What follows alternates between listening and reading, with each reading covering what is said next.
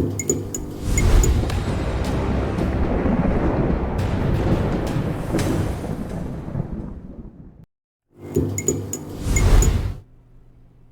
we did it. I always worry I'm going to hit the wrong button when I do this. Welcome back. Welcome back. Okay, sorry. Hi, everybody. Hello.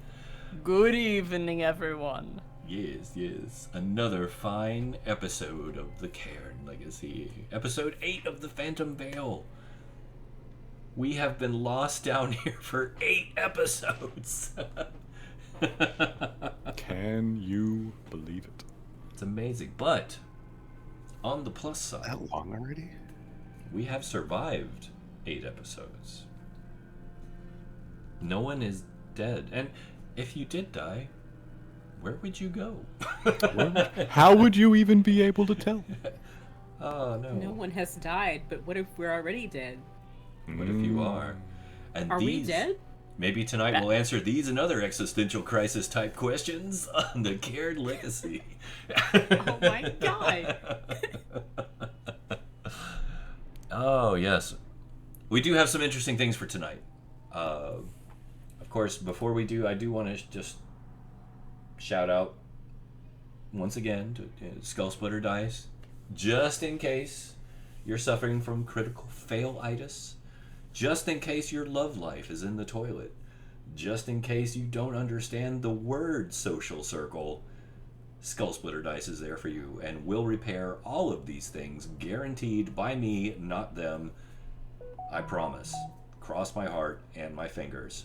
Don't worry, it's true. Get these dice today. You can use code Featherfall at checkout for a whopping 10% off, and please send me some because I'm so tired of being single. But yes, with that out of the way, let's dive right in because it's game night. So, would anyone like to sail us in with a lovely recap? Oh man, we just can't stop dying. Dying and being dead. Round and around and around and around and around. Yeah, we did some laps. We took a load off. We waited for Az to recover some hit points. We saw some old friends. Az pulled rank on some old friends. We ran into the ghost of a Kinder? It was not particularly clear. He was definitely mischievous. As they tend to be. And a little more in control of his ghostly substance than your average spirit, which is suspicious, to say the least. And a shapeshifter. He was a shapeshifter. Yeah. He invited us to take in a show, which sounded lovely to listener, but everybody else kind of vetoed it, so we had to decline, which made the spirit mad, so we have another new enemy. You're just racking them up. Yeah. We are so good at that. Not to mention that Wilhelm reached into the psyche of another being and rescued them from whatever the spooky musician stuff that was happening. Yes, that was all technically before the mysterious shapeshifter ghost. I thought that was the previous session. That was the last session and not the one before it? There's so many. Yeah. So many. Oh god, we've been down here so long. Alright, so no, more importantly, we encountered the spirit of the somnambulist that started off this very campaign, who seemed to recognize in our dear friend Saoirse a talented musician, to whom she could bequeath the somnambulist legacy, which is a bad thing because that kills you.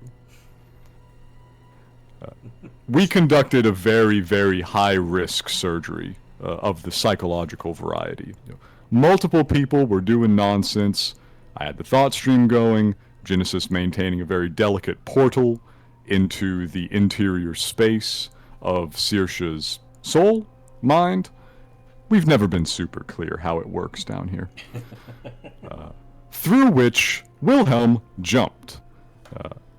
And then they were just deeply in the shit. It was so bad in there. They were in like a sea of caustic tears that was flaying the spiritual flesh from their spiritual bones, if I remember correctly. Yeah, Something like that. It brings up an interesting question, though. Like, did Wilhelm disappear? Because I didn't ask. No, he came back.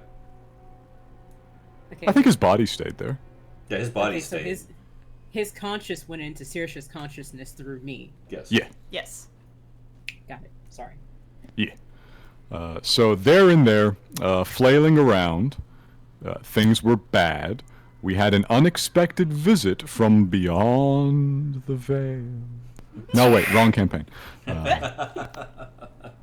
We had an unexpected visit.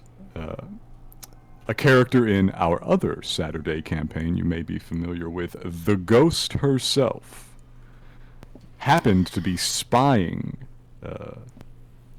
spiritually or psychically upon this very area, and was able to offer first a number of questions that our party members were screaming too loudly to answer, and then some help. It was all confidential, though. Yes. Yeah. Yeah. So, various fragments of this interaction made it out through. A listener happened to recognize this person, having spotted them in a time bubble. Again, we don't really understand how any of this works. But we have reason to believe some parties from outside of Cairn have taken an interest. Dun dun dun.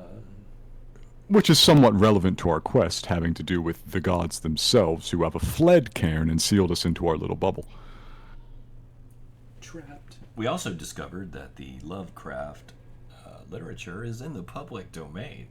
Yes! Church has been informed of incredibly valuable knowledge.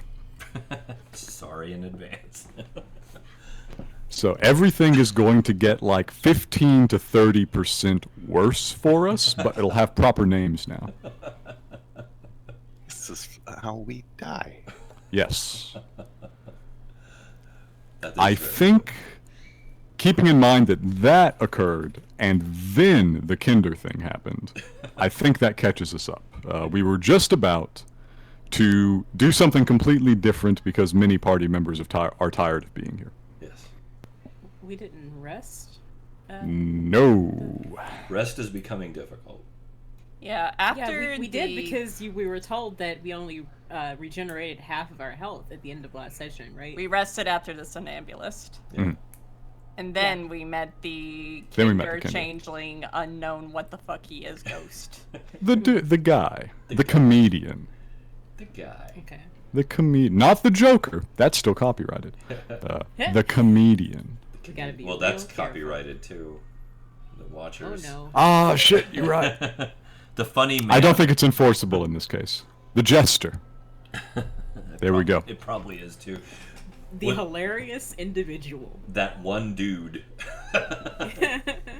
with the hair. So I believe the plan from here, because you were thinking irrationally, we'll say, about charging head on at the abomination. We were going to fight a divine instrument of the god's will who happens to not like us. Yes. We were thinking that. It was a bad thought, but it was an in-character bad thought. Which is fine. This is fine. I'll just go rip his wings off and then use them to tear a hole in reality, and then we can go home. I really don't think we should try fighting it, though.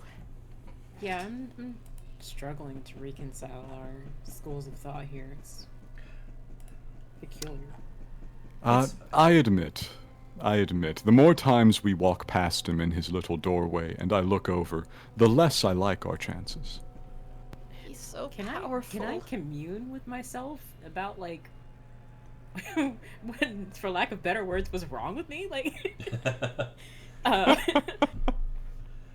You just needed a Snickers. You're fine.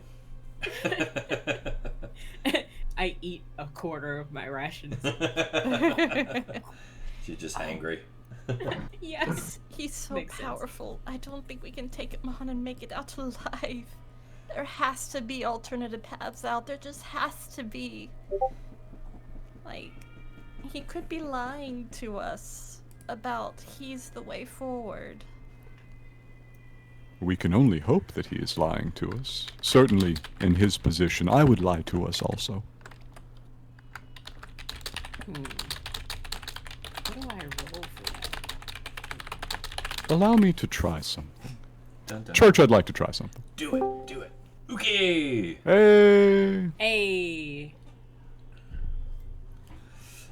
I love having Welcome. a party. It's so lovely seeing everybody together. It makes my heart grow 3 sizes. Hello, can you hear me? Yes. Yes. Yes. Yeah. Welcome. Now we are complete. Yes. You missed the recap, which is sad, but you haven't missed any action yet. Yeah, you're good. You're good. I mean, the worst that's going to happen is... Oh, I was listening to the recap via Twitch. Ah, beautiful. Nice. Uki knows what's up. So, Church, I'd like to do a spiritualist thing. What is your spiritualist thing? I would like to sit down and open wide my senses Okay. to see if I can detect any variation in the warp and weave of this place. Okay.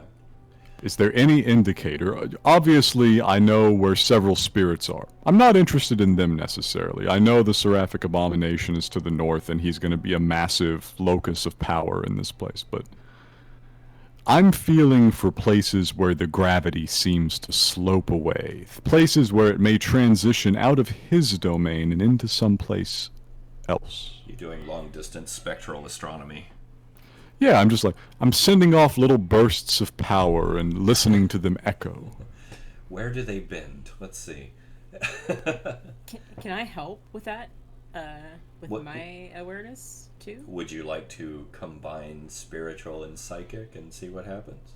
Let's hit it. Yes. Okay. let's- I will burn some points. Do you have points to burn?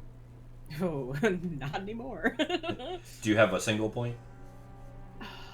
Yes. Okay. Just give me a single point. I'm glad to hear that, Snax. I have faith in you. Yeah, give me a single point for each of you, and then an individual power roll for each of you. You got it. I deduct a point. Power being in like saving with our casting. Yeah, like just using your ability. So just your. 20 plus relevant ability score plus proficiency. Exactly. There is mine. 18. Very nice. Let's see what Genesis adds to the pile. This is interesting. My saving throws are actually really weird. One of these days I'm going to get you guys in a first edition game. I'll show you weird saving throws. Oh boy. No. No, that can't be right. Your Where's your pro- proficiency bonus is more than 3. Yeah. Your intelligence bonus is more than 3, isn't it? Yeah. No, it's 3. Is it? I should have rolled like an intelligence save because that would have given me my 3 plus my 5. But Well, re-roll. Go ahead. it's still Roll. 11. I mean, I don't know. Roll proper. Okay. Oh. That's a better number. That's much better. That's much more worthy of a psychic of your magnitude. Yes. Okay, so an 18 and a 25. Yes, I can. An 18 and a 25. All right. So I'm going to start with listener. To the west of your current direction, because Yes. you're aware of the things you've already sensed. We've been over that and over that and over that. Yes. This direction. I'm just giving a random direction. I'm not pinging anything in particular. Okay. Mm-hmm. You get a strange physical lulling pulse within the weave of spectral energy that creates this place. It's very subtle. I won't say faint, it's subtle. Something is resonating rhythmically. Okay? And you can feel it.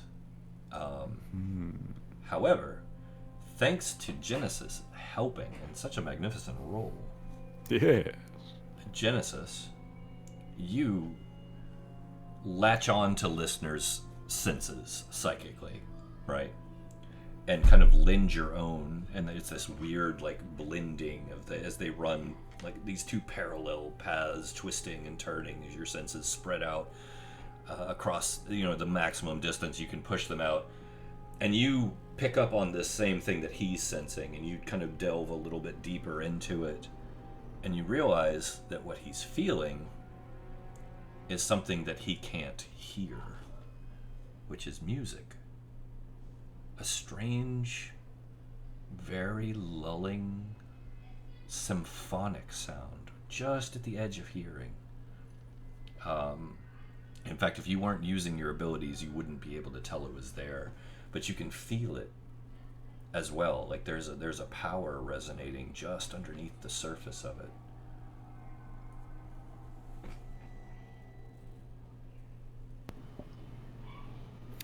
I confer with Genesis briefly before saying anything to the rest of the party. There's some strange sensation from the west. There's a beating, a pulsing. It's somewhat separate from the spiritual ether of the place. What is that? Having already turned my head to look towards this direction, I consider it for a moment with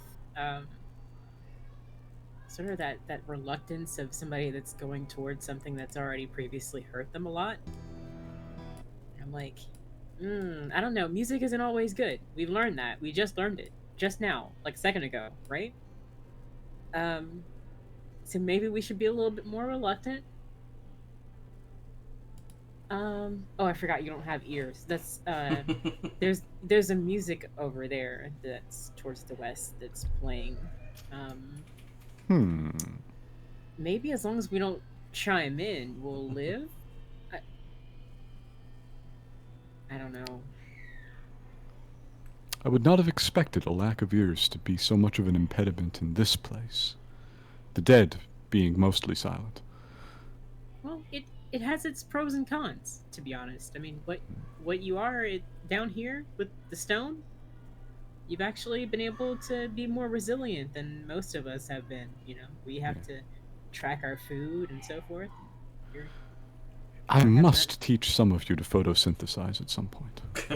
That would be, oh my god. Once we actually see the sun, amazing. Not possible. That's not biologically possible. What? No, I used to do it all the time. See? We are not.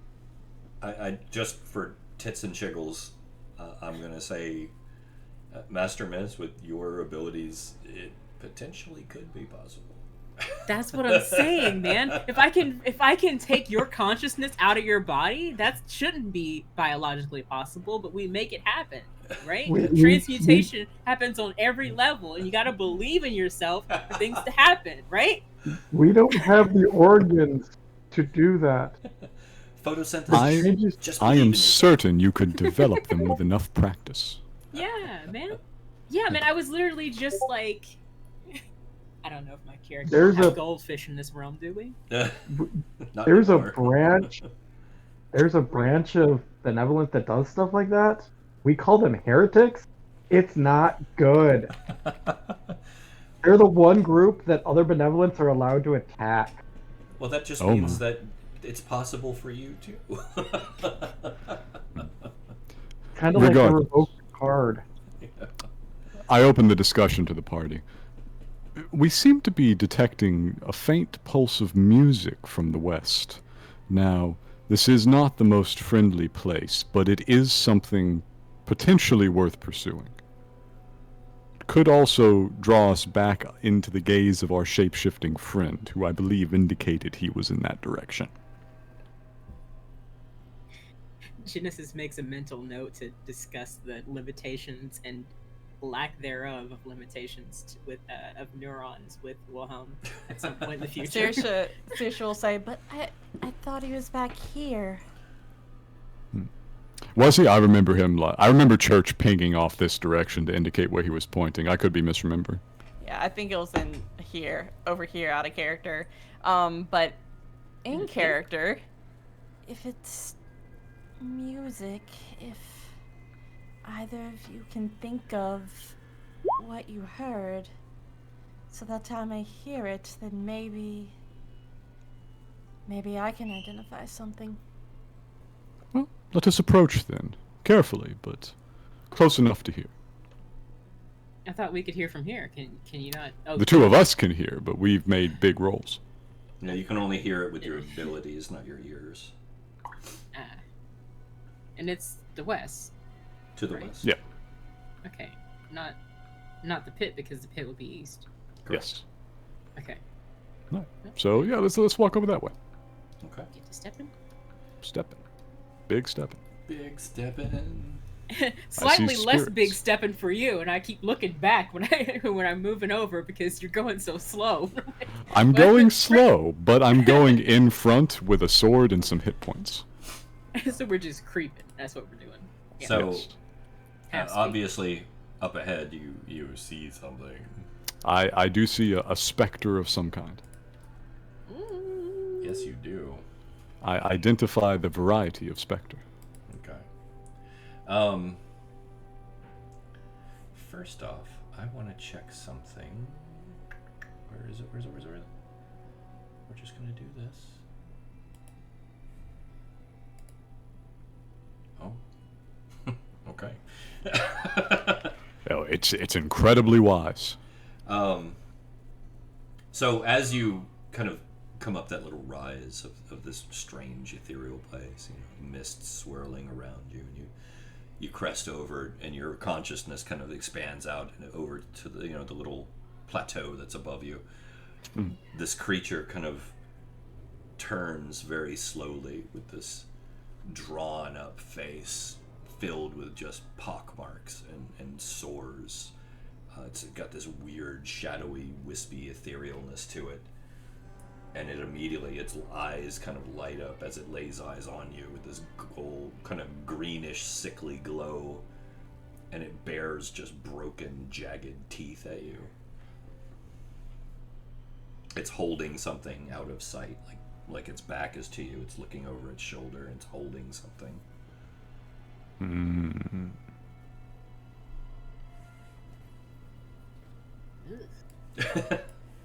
You are welcome to What make the your heck is check.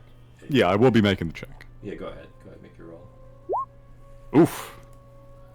Just see a face peering around, listener, like. Still a 12, but oof.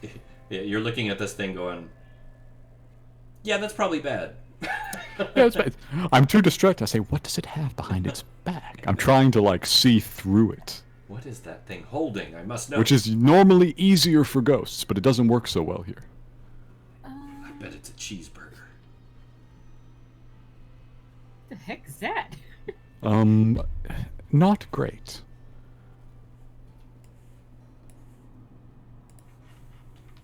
It is not great. Is that the thing that was playing music, or I don't know if the music was it an instrument that we heard, or was it somebody singing along with an instrument, or? It was symphonic. Okay. It's the conductor of this symphony that we heard. No. It seems to be more of the martial inclination than the musical. I would ready yourself for combat. It hasn't moved aggressively. It's more like baring its teeth and warning type feeling. Okay, in that case, I will essentially do the same. I will level my weapon at it, which happens to be right now the scythe. Okay. And I'll put a little oomph in the psychic voice Okay. and say, "Spirit, stand aside from our path." This doesn't look like the thing that that Az was intimidating before, does it? Well, no, it's not the same thing. But keeping in mind that these spirits generally do have individual identities rather than kind of the generic sense that you see in most other games. Yeah. I think the wisps, you can't really tell so easily. Yeah. But are you using an ability to do this, or just trying to bow up? I'm gonna juice it with a spiritualist point to indicate that I do command some power here. All right. Go ahead and make your roll. We're gonna start climbing, and If I keep doing this long enough, I can roll a 21 on a d20, which I've always wanted to do. So you level the scythe at it and think out at it, like, move or be moved, basically. Right? Yes. Okay.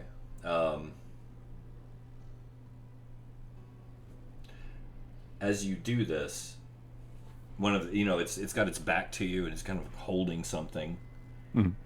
It lashes one arm out at you. And is a 15 hit? Yes. 15 psychic damage as it assaults your mental senses. All right. I need you to give me a intelligence save. You got it, my man. I am stunned for a round. Yeah, so you guys see this like tentacle like out of this thing's arm lash out and just run through Listener's head, almost as if it's a non-corporeal thing, just ripping through his mind. And you hear him kind of creak back, like his body tenses up and you can hear it. And those of you who can hear his psychic senses kind of hear him psychically go, "Ah!" And the thing whips back the tentacle and kind of huddles over whatever it's holding and looks back at you snarling. I'm picturing someone putting their fist through a head of lettuce. Just like... Considering Listener, I mean, he is a plant. Just saying. Sorry. So it's holding something, eh? Yes. I mean, why does it think we want whatever it's holding? Like, we just want to get out of here.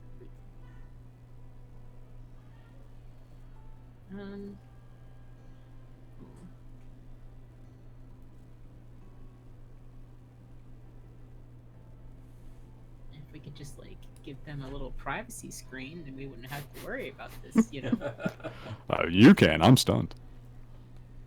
He's still not making any direct moves of aggression towards you. Ads?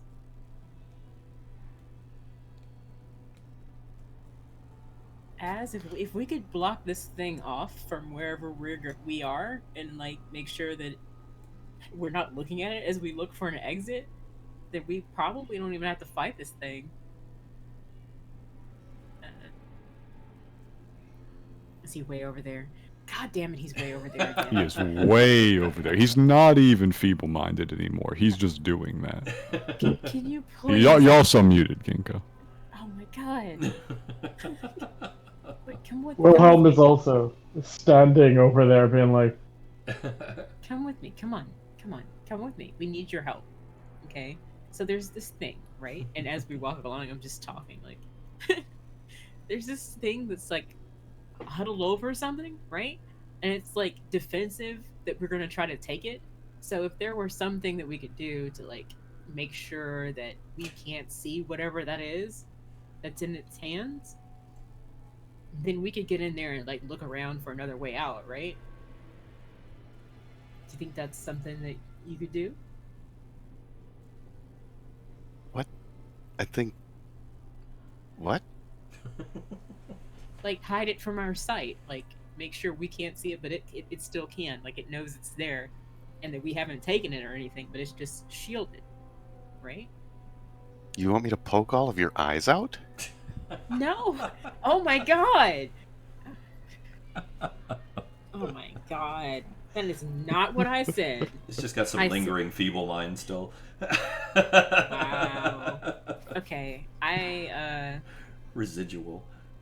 I recoil from that recommendation, and I leave as to the capable oversight of Wilhelm to back in here. Like, that was a less than productive idea. Maybe. Well, if we can't block it from our sight, and I can't convince us not to look at it, then maybe I can convince it that we can't see whatever that is. Okay, listener, you're starting to come around. Oh. Because if we approach, it thinks that we're trying to take it, so it attacks.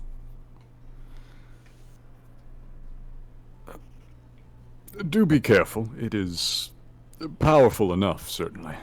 Saoirse will step up and say, "Listener, I think the thing is defensive of something that it owns." It's Yeah, dead. you're It real owns nothing. quiet. Is that your settings? No, it is. It's mine. Hang on. What? She's making a audio Barely. adjustment. Oh, I can barely hear Saoirse. I'm like, yeah. So yeah, I'm out of my depth here. I don't know how to just delete the visual of something from being's mind without it thinking that it's disappeared. So, do you have any ideas on how to like make it understand that we're not trying to take whatever that is if it's gonna start a fight? We could attempt to simply climb around it. It is built up here, but it doesn't mean we cannot avoid it somehow. Church has the local area look for just not getting in 15 feet of the thing while we move. you're gonna be brushing shoulders with it if you go up that way. Do we still have a sense of where the music is coming from? Are we perhaps in audible range yet? It's this direction. Alright. Could we head down the lower path and then maybe swing around? Gravity is pretty low here. Give it a try.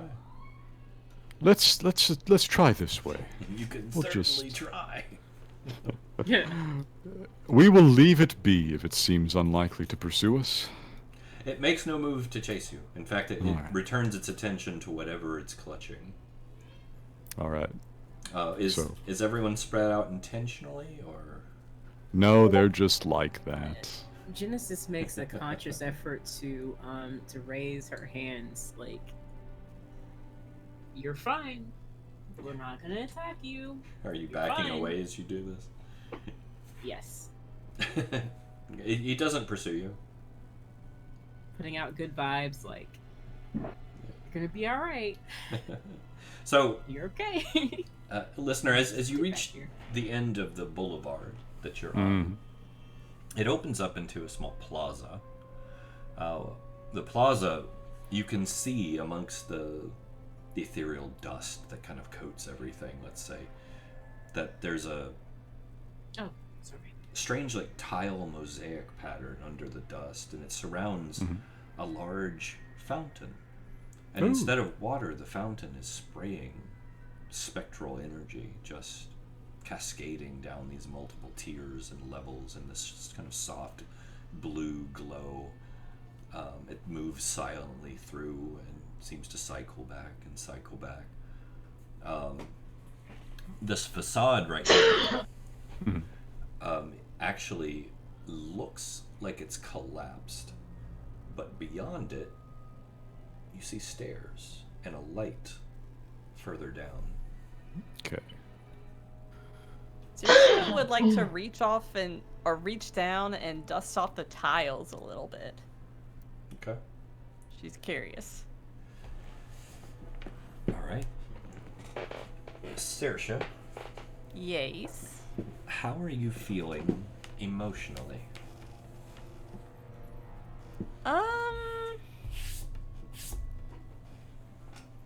Just general, like, trepidation from, like, being in the spirit realm generally, though, like, she has a little more hope than she has had, because we are going for a different route and trying something. Okay. So as you brush away the dust and you look down and you actually see the surface, and the dust feels, it's like powdered cobwebs on your hands. It kind of clings, but you can brush it off. Just that really fine filament. It's an awkward feeling. But you brush it aside, and as you look down, you see this iridescent mother of pearl type tile. The colors on it are shifting and changing as you look down into it. And as you brush the dust aside, it formulates into like a mosaic pattern, very intricate, that mirrors your own face.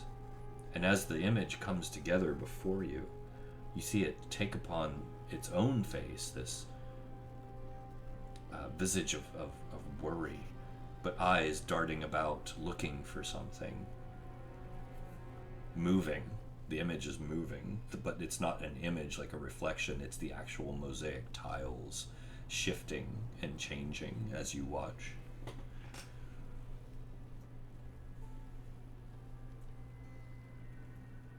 She just kind of watches this for a moment. She's just... I think she's a little curious at this point. These are Shawnakesian tiles, aren't they? No. No? No, this is something you've never seen before. Or heard of before, I should say. It feels like it should be something that's old world Shawnakesian to me. No, Out of character. In character, you can make that assumption, too. I'm okay with that. I'm just saying this is something you've never seen or heard of directly before. Right. I think she'll note it as a passing curiosity, but, like, you know, continue to follow the others. All right. Not a problem. What's everybody else doing? I am looking around this crumbled facade to see how bad it would be to make my way down to the glowing door. It would take a little bit of work, you think.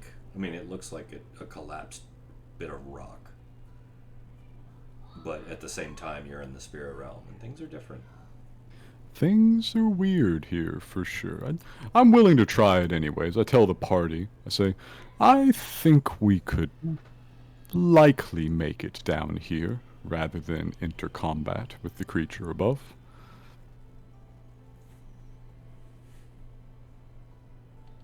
Okay. Tearsher will just nod. Church, Yes? as we go past, I'd like to see if I can see what the creature is holding. Not getting too close, but as I'm passing by, I'd like to just... That's going to be see if I really can- hard because of the distance and elevation. But I'll give you a chance. Go ahead. Give me your perception. And I see what you're doing there, Genesis. 1 sec. I'll let you.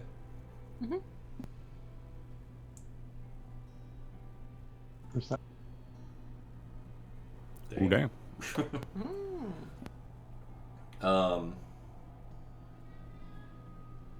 Do you want me to tell you openly, or would you rather keep it a secret? Secret. Because if it's what I think it might be better.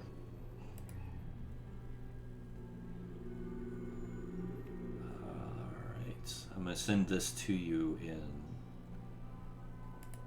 Discord, if that's alright. That is fine.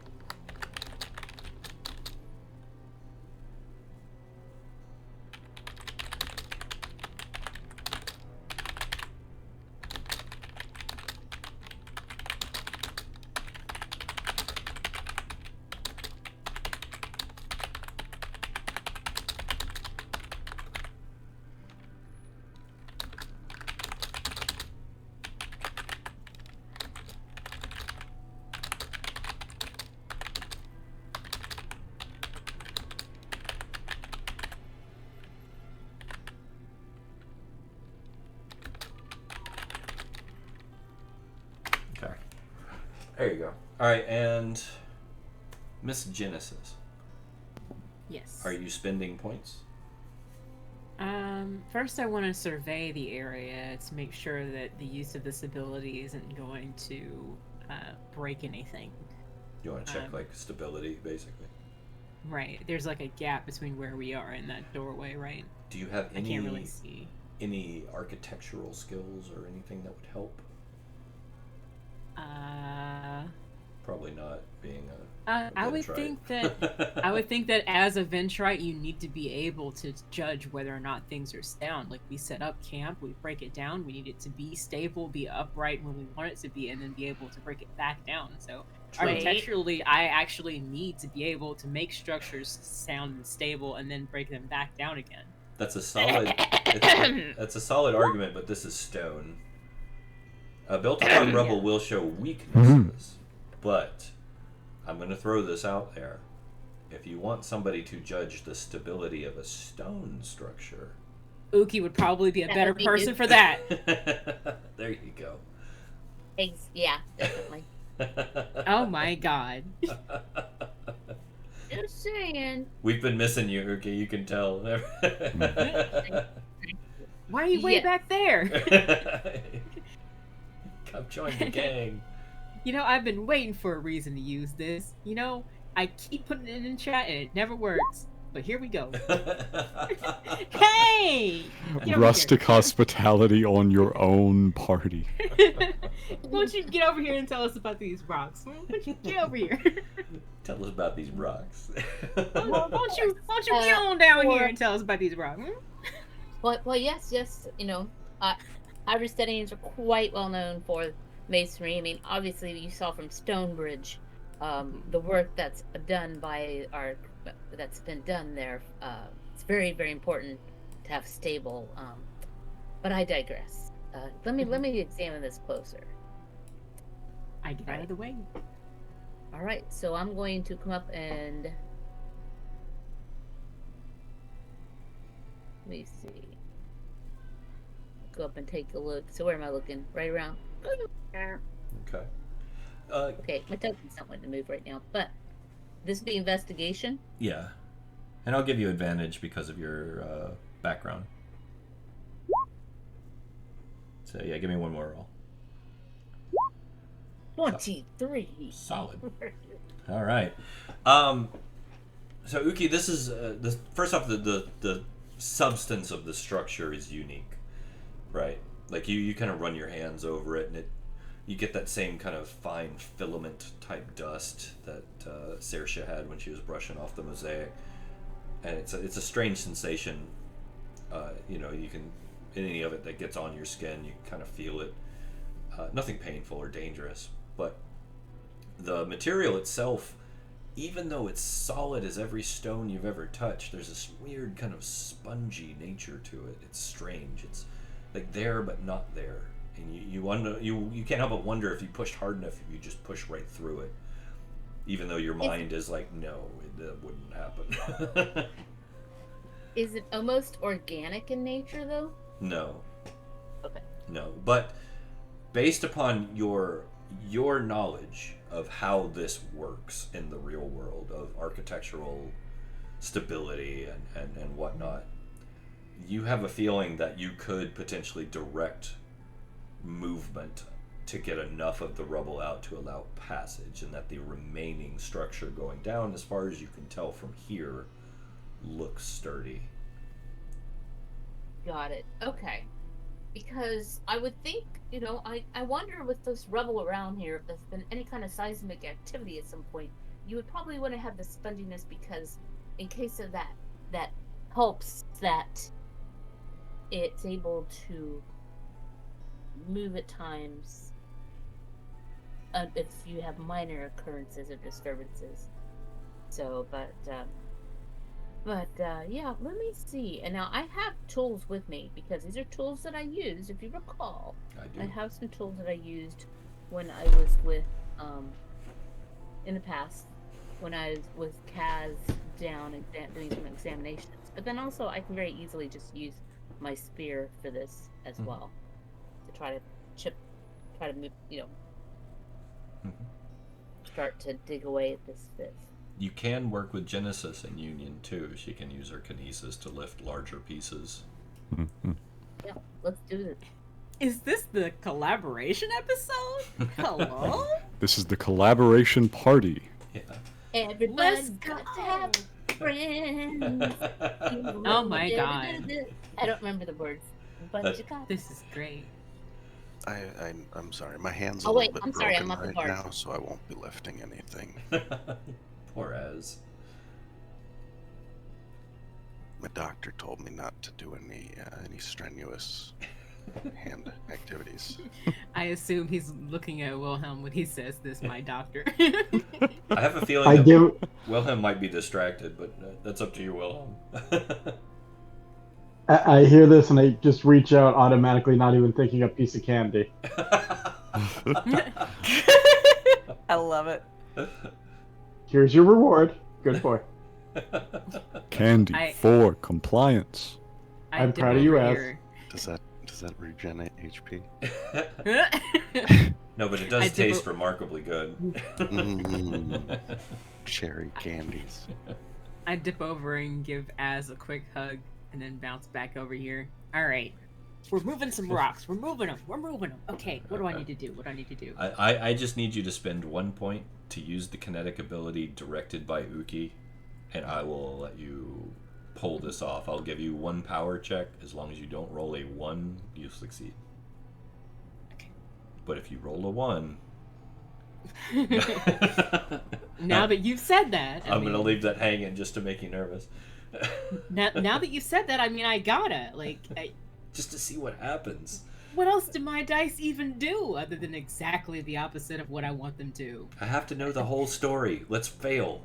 Yeah, I mean... What could happen? I'll wonder forever if I don't see. Look at all these good rolls in the 20s. Look at all of them. Still need skull splitter dice to make that API. I mean, really? Yes, please. Okay. Help me, skull splitter dice. You're my only hope. Roll 20. Oh my god. When have I ever? Okay. I'm dying. Let's see this. 22. Okay. Look at that. Beautiful. With finesse. So you clear a large section of the rubble, larger than you actually set out to, because the two of you just kind of honed in and were like, yeah, that over here, and then move this, and then push that up, and then next thing you know, there's like a decent enough passage through the rubble that you only need to duck down to get through. All right. That'll work. Nice. Are we going through? I shouldn't lead the way because I can't see well. You have the eyes for this stuff, so I'll follow you if that's all right. Kind of got a claustrophobia thing. Understandable. You also do have a light source. I'm following Uki and as we go. I don't know, Uki, do you think it's safe to go into that? Think we got it?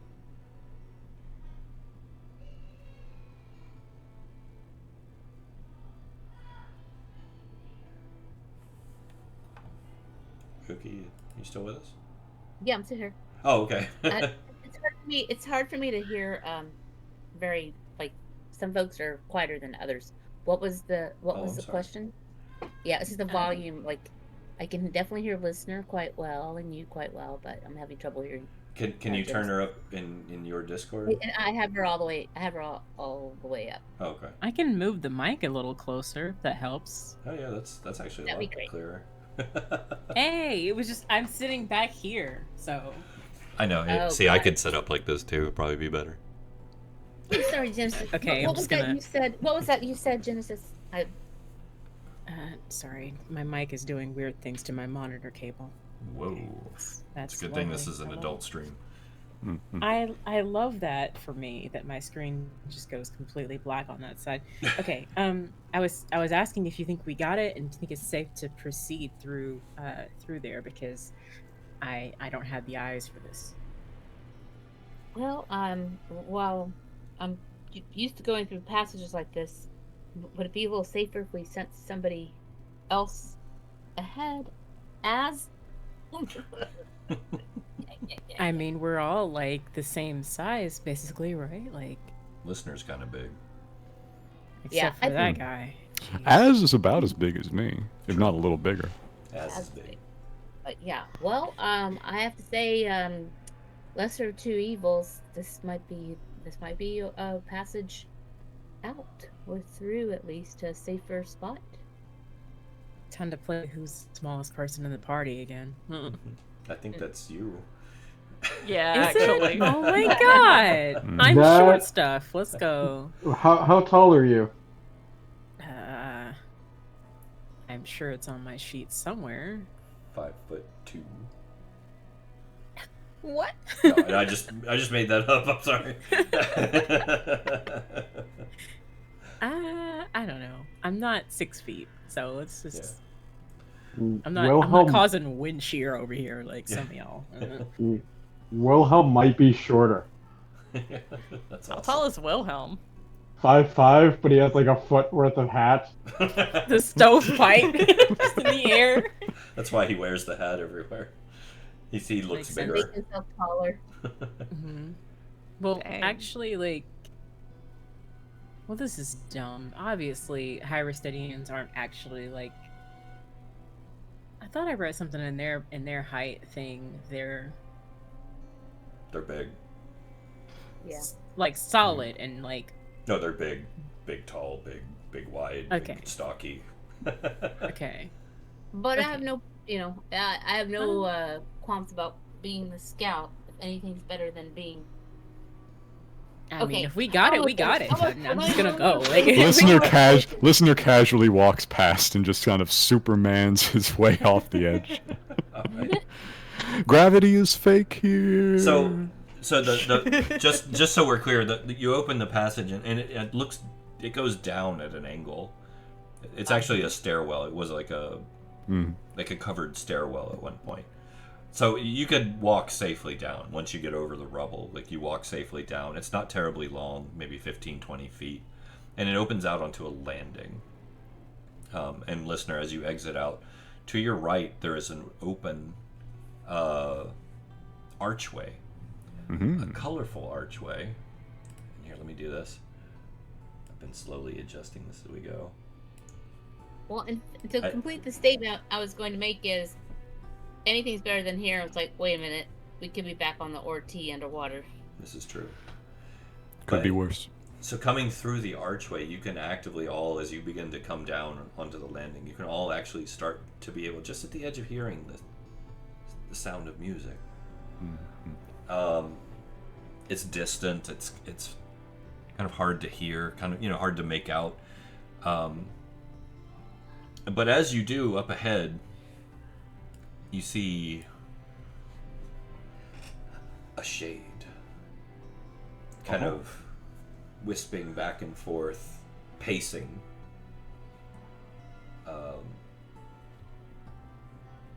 As you exit out the covered opening.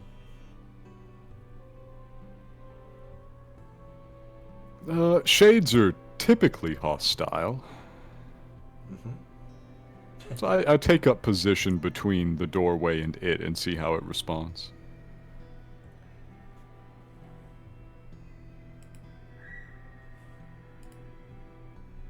Doesn't notice you. Perfect. Seems distracted. I look back and I just kind of wave towards the doorway and I say, now might be the time, to Genesis, who appears to be in the lead. All right. Hup, hup, hup, hup, hup. Are you diving through the doorway? I am looking left and right, and then just forward on. All right. So I ready the scythe in case it turns its attention to us. There's a shimmering curtain of light over the entrance of the archway. Genesis, are you stepping through the curtain of light? Yes. Okay. She disappears from view. There's a warble in the light curtain, and she just disappears as she goes through.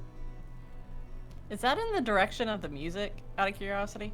Yeah, it's gotten louder. You can all kind of hear it at the edge of hearing as you come down on the landing. I see that happen and say, I was hoping that would not happen. Time to roll a new character. No, I'm just joking. Saoirse will step through next. Okay. In for a penny. She also vanishes. This is great. Just me leading the party into worse and worse dimensions of hell.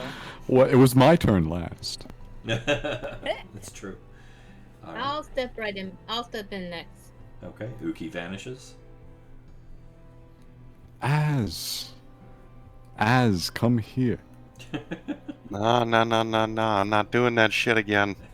It's too late, Az. They've already gone through. Well, they're fucked.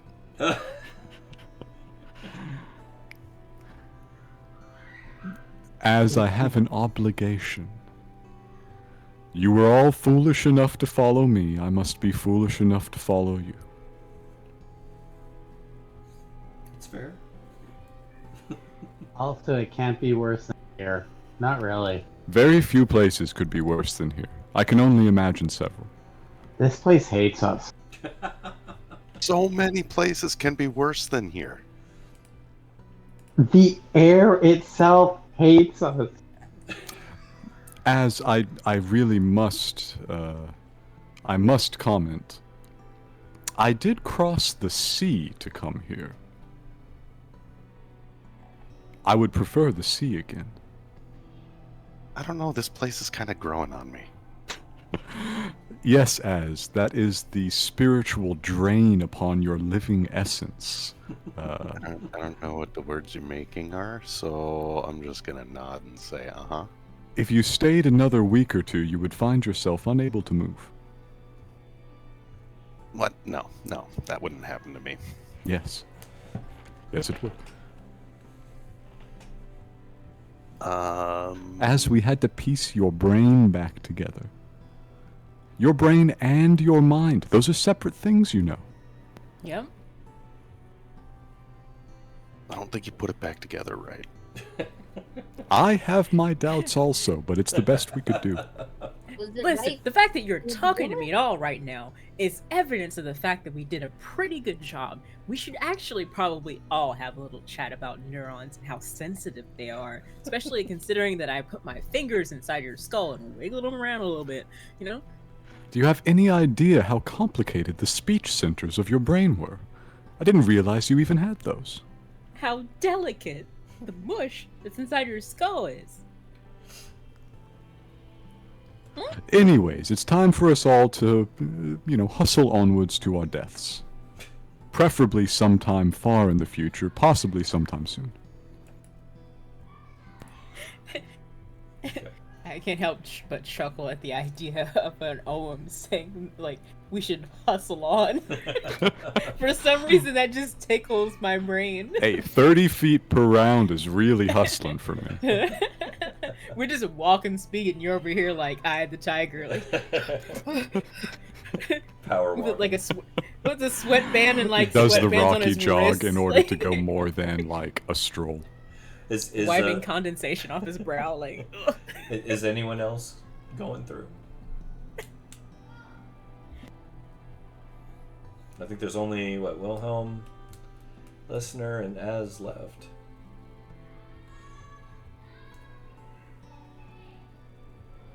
I look at Listener. One of us should go through. The other one should try to see if Az would like to go through as well.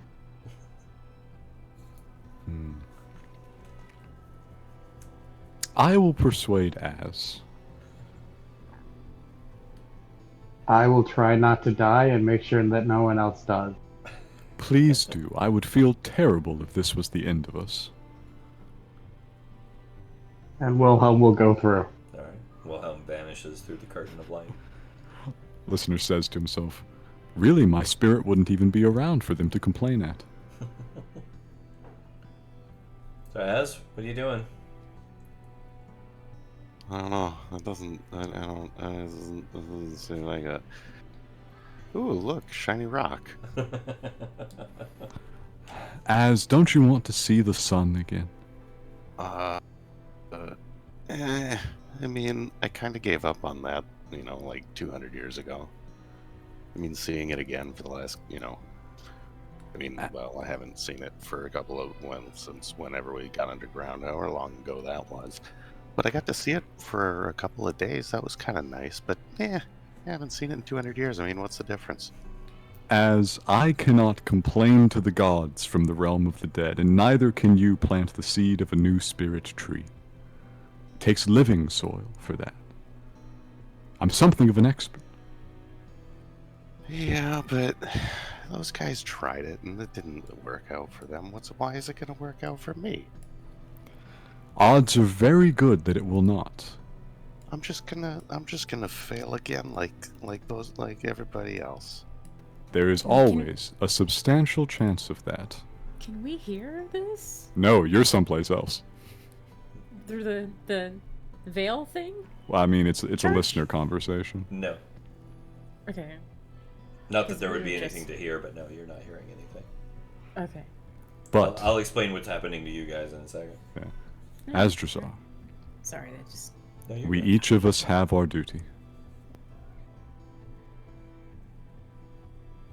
Oh, he said the magic D word. It does not ask that we succeed. It demands that we try.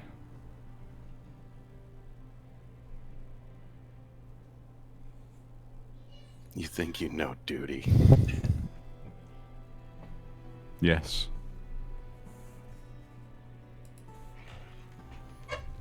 You'll learn.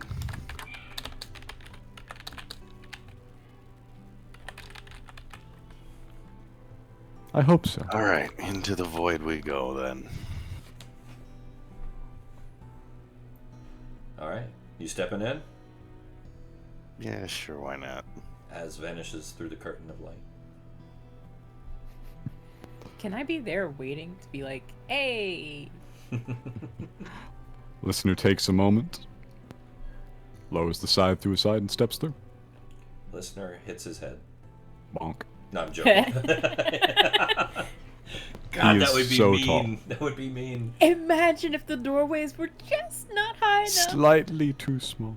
Just imagine if it blocked you entirely because you're an Olem. Oh, that would be so mean. Rip. I continue to assume I simply don't have a soul. No, you pass through. So,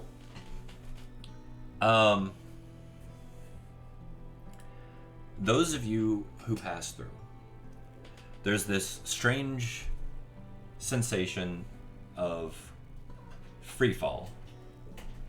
Not a scary one though. Like a freeing almost. And each of you, you're just surrounded by this mass of ethereal light, right?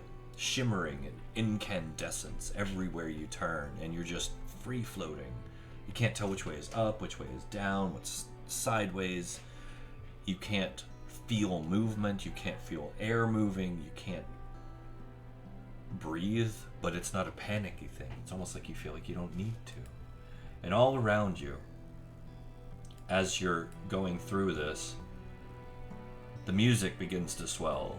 The orchestral sounds that you heard faintly through the doorway, louder and louder and louder, until each of you, one by one, alights gently in a new place.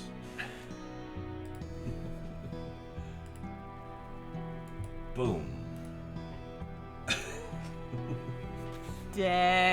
Dang. Nope, let's go back to the other place. I like the other place better. I don't want to be here. This one is slightly intimidating, but it might be nicer. Nope, I don't want to be here. Can we go back to the other place? There is Are no those door behind you. buildings or are those massive souls? So, all around you is something that it's mind-numbingly huge. It is beyond scope and measure. You guys are pinpricks in the scenery, to give you some perspective, okay? Now, what I would like each of you to do is to roll me Neon Lights Roleplay rating with a party of 13. Oh my god! Hey. Hey! We Welcome, love you guys. fam. Neon to neon. This is groovy. Welcome. Woo! I know, the quantum realm. The multiverse is happening. It's amazing. It's great. Welcome, guys. We love to have you. Thank you so much for joining us. You're catching us at a very interesting moment. You caught us right in the middle of a saving throw of some kind. I need each of you to roll a D100. Okay. Please. The most exciting variety of saving throw. Be lucky.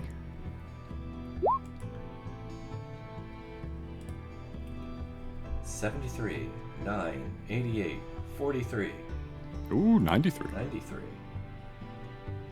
23. Is that everybody? Looks like it. Okay. Saoirse. Yes. I'm going to ask you, the player, a question because I want to imply something that happens sometimes. Okay. Have you ever had a dream and then been walking around days later or the next day and had it happen? As a player,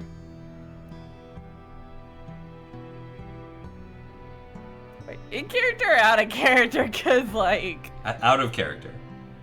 I mean... God, that's reaching back into, like, the deep recesses of my memory where I have poor memory recall. I'm going to say yes, though. It's okay. So... I can envision it anyway. Okay, so... As you regain your senses and you take in the area around you, Saoirse does, you have this overwhelming sensation of deja vu. You've seen this before, you've been here before, you know this place. This is resonating within your heart and your soul and your mind, and you get this rush of emotive energy just overwhelmingly just washes over you like a torrent. Anger and fear and happiness and joy and lust and pain all just converge in your mind all at once, overwhelming you. And all you can do is let out this pitiful squeak because you're not sure what's happening, and suddenly it hits you. It hits you deep down in the core of your most primal Shawneesian brain, your ancestral memory bubbling to the surface. This place you are in right now is the ethereal symphony. This is an event that is extraordinary. It only happens maybe once in a millennium. No one living has ever seen this outside of the realm and scope of dreams and of death. But it is an old fairy tale told by the most ancient of Shawneesians. That this is a harmonious convergence of spirits from across the entire spectrum of Cairne. Before the Blight, it was across the entire cosmic spectrum of the multiverse. People would come and go and interact and come in, and it just, as you look around, you can see like these different facets of existence spreading out around you in this almost ceaseless and endless territory that you're now in, transforming and whirling and swirling in colors and radiant light, pulsating in energies. And beyond, in the very far distance, beyond the ethereal wisps of these strange, majestic beasts you've only heard about in stories, and luminous humanoid features of humanoids and creatures with wings and other spectral forms that you've never even imagined. Creatures that seem to exist between dimensions. And all of you are seeing this. This is just having more of an impact on Saoirse because she remembers it. And you realize the entire place is just pure energy suspended in this strange otherworldly void. And all of the experience itself, everything you're seeing here is centered around, far in the distance, a monumental crystalline structure. And Saoirse, you know it. You know what that is. This is the Conductor's Prism. An enormous, multifaceted crystal that just floats at the heart of the spectral amphitheater where this plays out once a millennium, refracting and reflecting the ethereal energies that fill the entire realm. And from what you've been told, it is said to be a manifestation of the collective consciousness of all beings within the mortal world, both living and dead. Dang. All around you, as far as you can see, there's this like this fragmented like seating all around you. You can kind of make it out. You guys are at the very edge. So there's this fragmented seeing, rows upon rows of ethereal seats filled with these translucent forms that seem to circle around forever, far beyond where your eyes can see. Once again, just it's reminiscent of, like, imagine like a shattered mirror floating in place, reflecting light, different angles and different colors. Each seat that you see like a soul sitting there that is traversed between life and death, watching, listening, entranced by the sounds that are around it, contributing to the overall atmosphere of everything that you're seeing. On the sides, in this raging arc that just seems to be beyond the scope of imagination, you see these ephemeral pillars that just rise tall and slender from the ground, shifting like smoke as they go, right? And deep within them, you can see, even at the distance, like the memories and experiences of every soul that's ever departed the world. Some of them you recognize. They flitter about in and out like images on a flickering screen. And as the symphony progresses, coming out from the conductor's prism, they emit this soft, pulsing light that dances in tune with the harmonies, casting these fleeting images of the scenes and the emotions even that are occurring within them into the air around you. And all around you, the ground beneath you, is a mosaic of shifting, shimmering, interlocking tiles. And each one of them, you look down and you see a reflection of yourself and everyone around you. But you're not seeing now, you're seeing what they are on an emotional level. You're seeing what they're feeling, expressed, bared, completely free in the reflection. No boundaries, no walls up. Everything that they truly are is showing at their feet. Shifting and changing, the actual mosaics turning and moving and changing in size and color and texture as they go in this incandescent dance at your feet. God dang. Saoirse is going to fall to her knees in awe and say out loud, This is the ethereal symphony. Oh, God. We can all see this? Yes. The tiles and so forth, specifically? Okay. Oh yeah, everything. This... I've only the most ancient of Shawnekians tell about this. This is a once-in-a-millennium performance where the collective consciousness of every being, living and dead, coalesce right here. Wow. But Genesis is it feels now? a bit uncomfortable with this. Or is it a memory? I have questions. It's now. I have questions. Okay. What's your question? You mentioned that who they are is here with us, like not just their souls, but like who they are on the planes that they're on, right? Did I hear that wrong? You talking about the seating? I know that you said every seat has a soul in it, but like you were talking about like how what they are is present with us in this place, and you can. Are you talking about the tiles? Well, they reflect on their tiles at their feet as well. Yeah. They reflect on their tiles who they are as an image that we can see, right? Yep. Okay. Everyone around. Am I standing on a tile? You're all standing. It's a mosaic of tiles that's shifting and changing under your feet. Genesis is looking at this and looking at people and realizing that like the souls that are in the seats are standing on a tile, and it's just blown away by like how you can just walk over and look down and see someone's life story. Like, what?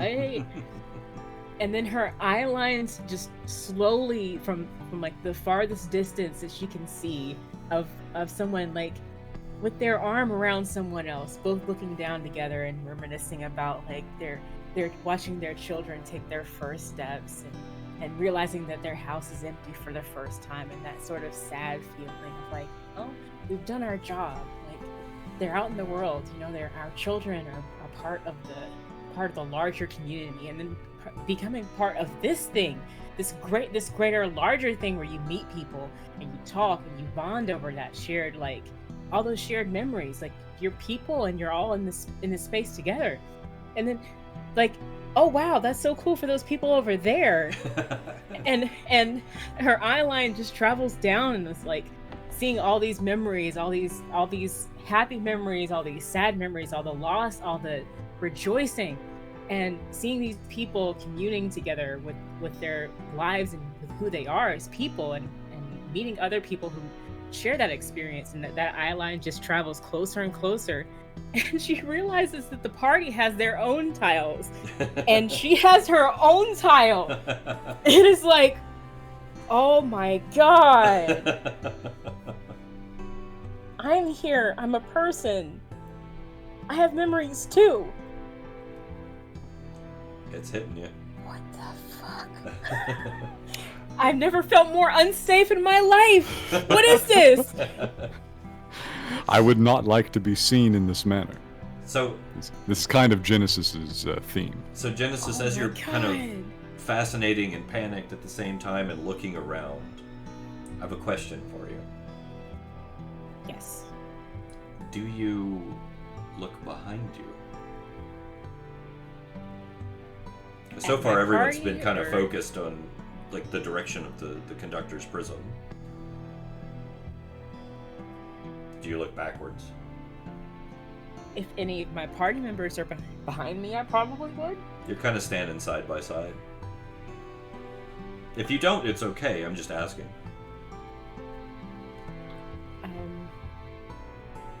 I feel like she takes a moment and covers her face and turns around. So she probably would at some point, but it's not really, like, high priority. There's so much to see. Mm-hmm. Okay.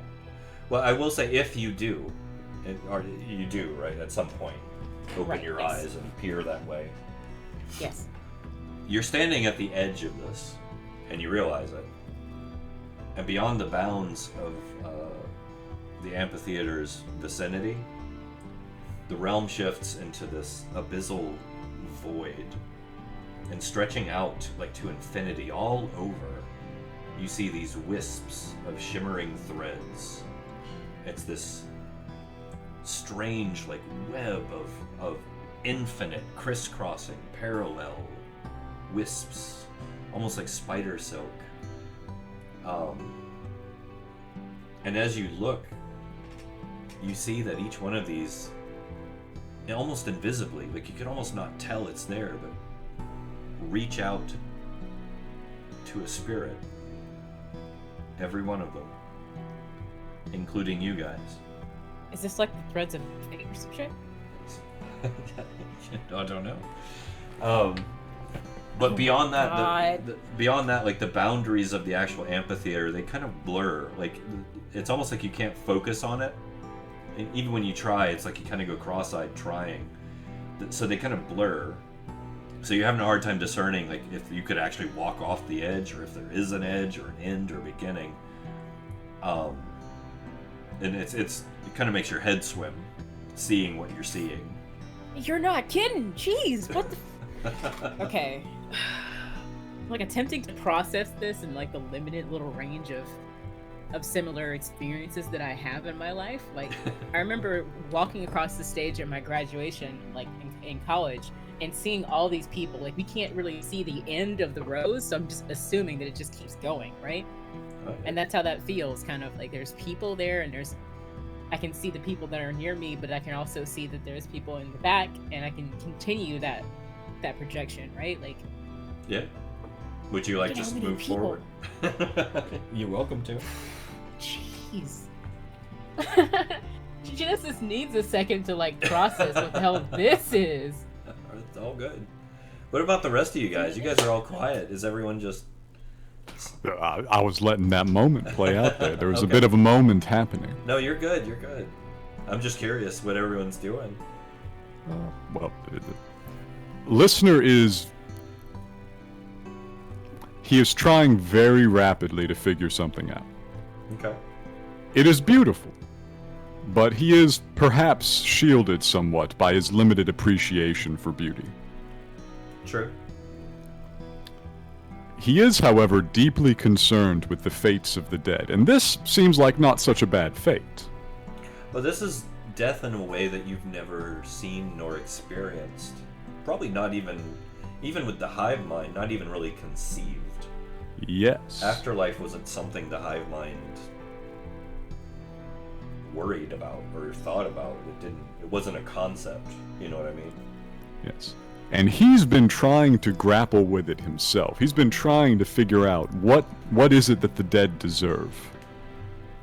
Better, certainly, than simply rolling around on the surface of Cairn, endlessly repeating the last moments of their lives. So he is deeply concerned right now. Is this real? Is this happening? And how can the dead come here? Okay. Obviously, this is a bit of a big deal. Yeah. So his ability to tell might be limited, but that's what he wants to know more than anything. Are you opening your senses? Risky though it may be, this is of existential importance. So yes, he throws them wide. Okay. So, you open your senses wide. Are you using your spiritualist ability, or you're just in this case, probably spiritualist, because the nature of this thing as real or a sort of the ghost of a moment, which is his fear. I'm not even going to say suspicion. It's his fear that this happened in the past, and it was such a massive and powerful happening that we now experience the ghost of a time rather than the ghost of a being. So he will use the spiritualist abilities. Are you spending points? I will spend several points. Alright, how many are you spending? Have 5. Okay. Let's get your roll. Add 5 to it. It's a goddamn lot. Wow. So, first off, exactly, Tiffy, exactly. It pours into you as you open your senses. And it's like the most refreshing spring you've ever tasted. It pours over you, it pours through you, it passes around you, it whirls and swirls, and your senses open wide. And you suddenly become aware of your companions in ways you never thought possible. You can feel this buzzing energy of their lives around you. It's like, normally you sense the presence of spectral activity, you sense this, the essence of death and the dead, but now you have this overwhelming sense of life coming from your friends. And what's more is you feel this interconnectivity, this passage of energy coming between you, whirling around you, connecting you on a path. And as you follow the strings of this path, this energy, this interconnectivity weaving around you, you become aware of these threads coming off of each one of their bodies to in the back, moving just out into the abyss beyond.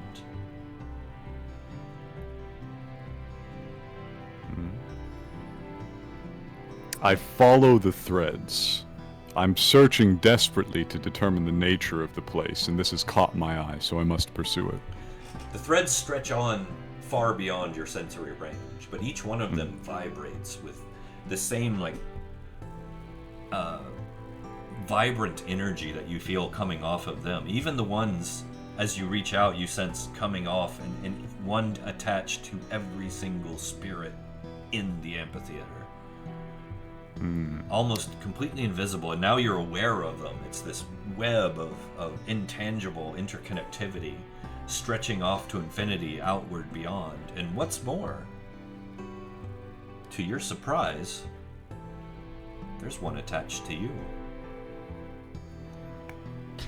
I reach down. I pluck the thread. You feel the vibration. It I have a suspicion. It's the closest you've ever come to being tickled. I have a suspicion. I turn my eyes on the nearest spirit, the nearest creature that is not a member of our party. Okay. There's a lot of those. Yes. Just whoever's closest. Okay. I turn the full might of my senses on them. I know death. Is that the spirit of a dead thing? Or is that a living spirit? The vast majority of what you're seeing are the spirits of the deceased. Okay. However, peppered in among them are a significantly large number of living spirits.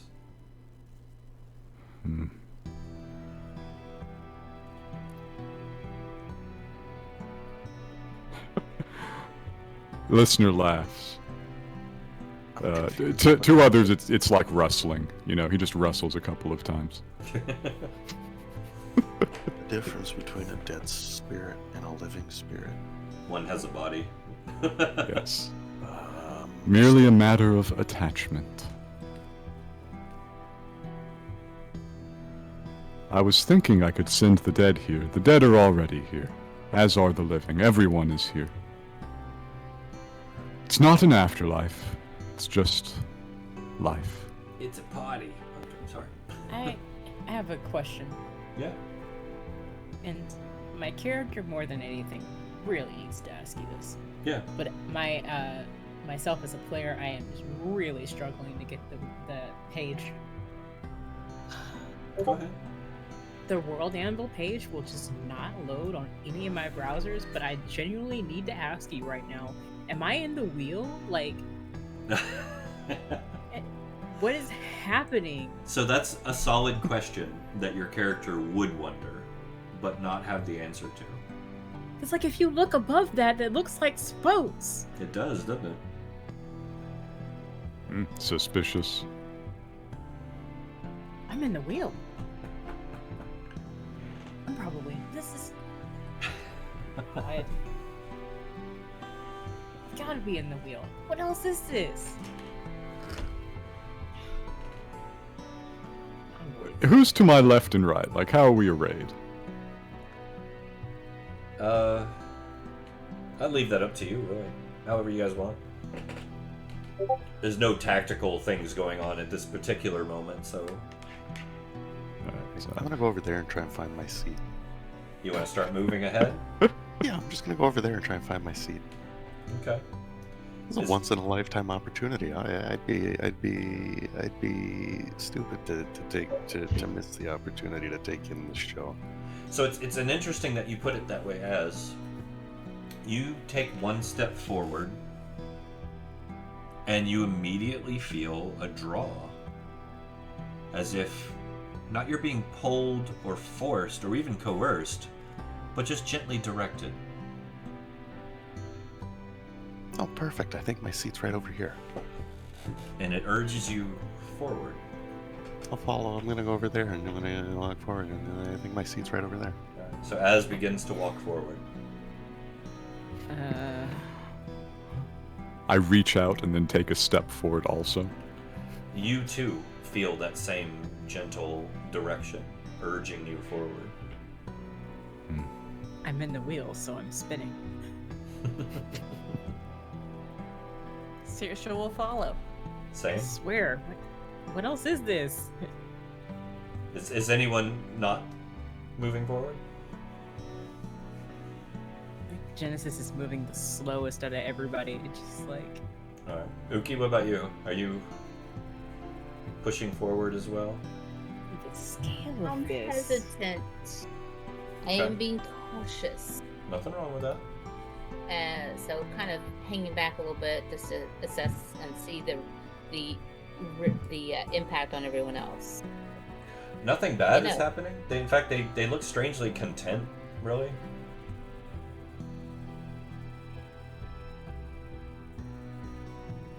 Okay.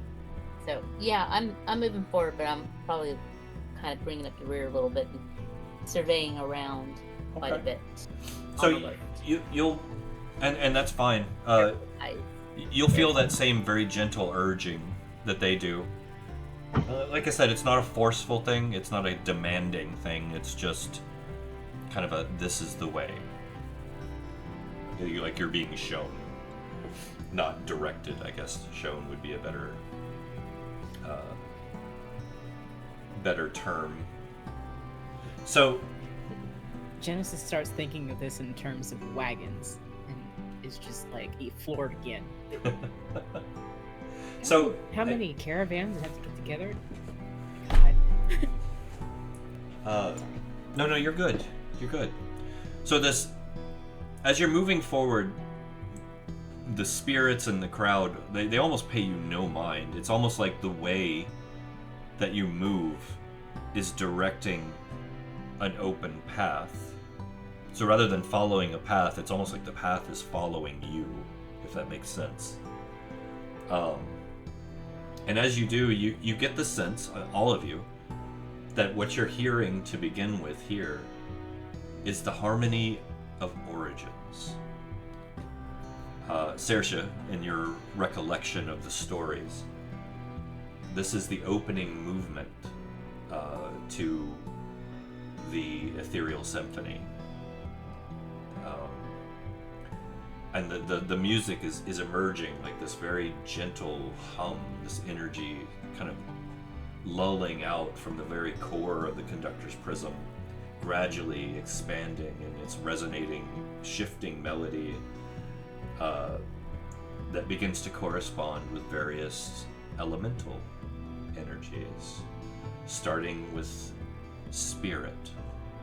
And as you walk, the pillars around you kind of pulse and twist and shift, and you have the sense of that energy passing through you. And as you continue on, it shifts once more into the spirits of the earth, and you begin to feel the solidity of it kind of moving through you, pulsing in you. You feel that connectivity to the ground, to nature.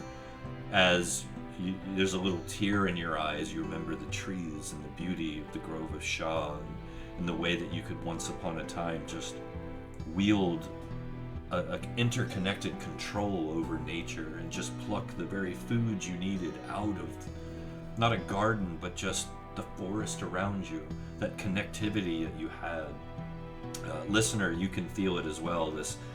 This nurturing embrace of the islands where you came from. When you sprouted and grew, and when you took nutrients from the soil and felt the warmth of the sun on your skin. The times were simpler then. Very much. And it continues to cascade as the tones of water kind of wash over you gently, cleansing, driving back fear, driving back anticipation and anxiety, removing the taint. For the first time in your lives, with the exception of Az, you feel clean, pure, almost like that black dark taint of Cairne is not in you for just a moment. And then it moves once again. Sorry, go ahead. I don't want to cut you off. Go ahead. Sorry, I also don't want to interrupt you when you're describing something, but I really how the air is different here too, right? Like it feels weird. Well, you're not breathing. Do you know how many days, months, and years I've been bringing in this same caustic, like chalky blackness? I didn't realize I wasn't breathing that shit in anymore. I'm sorry. What? No, that's good. That's good. Oh my god. And that actually moves into the next, as it shifts into the harmonies of air, and each of you feels just the cool, gentle summer breeze upon your cheeks. Your hair brushes back gently. Genesis, you're reminded of those good days where the clouds would part out in the desert, and you would lounge on your rooftop and just take in the sun and feel it on your face. Happy times and joy.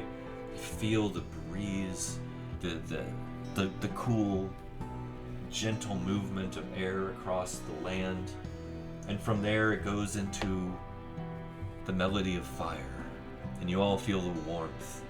Not the destruction of fire, but the metamorphosis, as if it's building in you, burning away the negative, burning away all of the horrible things that have happened to you since you began your life, burning away the memories, burning away the tragedy and the trauma.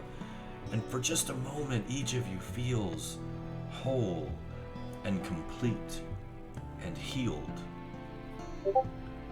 And then it shifts once more into a reprise of the spirit.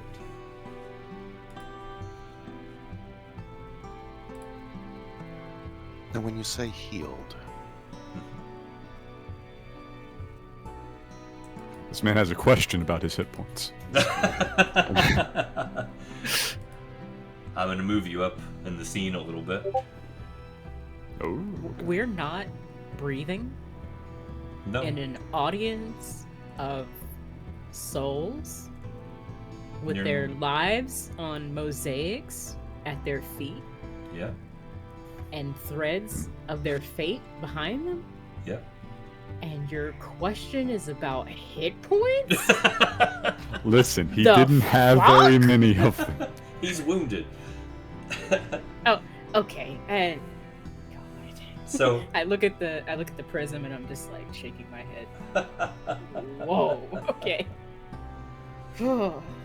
So, and I've moved you ahead in kind of the voyage here. You're moving through. You can see the path kind of opening up before you. You see the spirits around you and the seating as it goes around. Once again, they're not really paying any attention to you. They're involved in their own moments, their own scenes, interacting with the music as it's laying on each one of them individually. What are you guys doing from here? I don't want to enforce you. You're still feeling the pull to continue forward. Saoirse is going to continue forward. Alright. Anybody? Go ahead. I've noticed the tiles at this point. Listener takes a minute to look down. That's a really long way away for him. Yeah. But I've noticed the tiles. I look down at the tiles underneath my own feet. Okay. Is there anything there? Oh yeah, they're shifting and changing.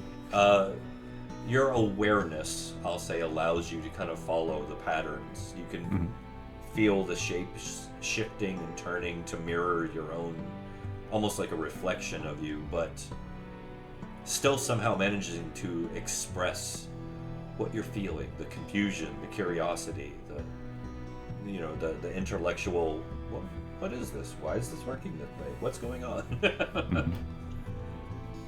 Genesis is weaving in and out of everybody and just like vibing in the space, like looking at everybody else's tiles and not her own, like to try to understand people in the party more, like looking at the threads that are going between all of them and like how they touch, and just being like in awe of all of it. This is pretty cool. We've seen many audience members at this point. We have yet to see a performer. No, it's Right. all coming from the huge crystal at the center of it all. Okay. Alright. As we walk, I pluck at my soul string in time to the music. You still kind of get that weird kind of tickle sensation. Not much of a musician, really, but I may as well contribute. Fair enough. Oh, I wonder if we could string up that lute that we got. The lyre? The The celestial harmonium. if we could use that to the passing thought just passes Genesis's mind, and like so many other things are going on right now that's just like footnote. Well, is everyone continuing forward? I Go ahead. I'd like to see if I know anything about this. Now that I have a name for it, did I ever like read anything? Okay. I will give you a chance, as always. This is going to be a really hard one, though, just because of its nature. But yeah, go ahead. History, probably. I think you have advantage too, don't you? I mean, baccalaureate learning. Yeah. You guys are voracious readers. So yeah, go get your second roll. And yeah, obviously. Dang. It's much better. So I'm going to say that Wilhelm, over the course of his studies, he is a voracious reader. He read a dissertation on old Shanakesian myths. Okay? And there was almost like a legend or a myth, or maybe even like a weird afterlife story, but it was never fully explained or detailed out because it wasn't exactly the peak of their research, Shanakesian culture. And after the Blight, it wasn't real easy to get a hold of either. But so you have some inkling to that degree that this could be like an afterlife theory or just a myth or a legend, but what you're seeing unfold before you makes you wonder. I'd like to, before I continue on, to look for two things. Okay. Probably going to be the same where everything connects. See if I see like a gateway. Where are you looking for a gateway? If everything's getting pulled towards the center, that would probably be my best thought, is looking either towards the center where everyone is being drawn towards, or if there's a place where the cords are going. Well, the cords are everyone ends in an individual spirit. As far as where they're going from there, they go on into infinite oblivion behind you. Okay. Yeah. You don't see anything that looks like a gate, though, I will say that. I'm willing to burn spiritualist points, see if... You want to reach out? Yeah, see if I can find a way back, if there's something here that connects to the living realm. Okay. Go ahead. Just perception? No, just do a spiritualist check for me, and then add however many points you're spending to that. This plus 2. Okay. So 17. Okay. So, and you're a new spiritualist, obviously. This is kind of a new concept for you. The mutation is still sinking in and incorporating into your awareness. Then you feel this rush of energy, much like Listener did. It passes all through you. It fills you up. And it's shocking at first, almost scary, but then you kind of relax into it. And it's almost like you're free-flowing into it. You can feel it moving all around you, through you, and connecting you with everything around you in a really comforting way. And you can feel the pull forward stronger. There's something massive ahead of you, but nothing you can make sense of. While I'm doing that, I'm stepping forward as the pull pulls me along. Okay. Anybody else? I wonder if that's here because we're here, and we're here because that's here. We're getting the deep questions now. Is everybody still stepping forward, though? Oh, yeah. Are we seated together? You're moving, you're still walking.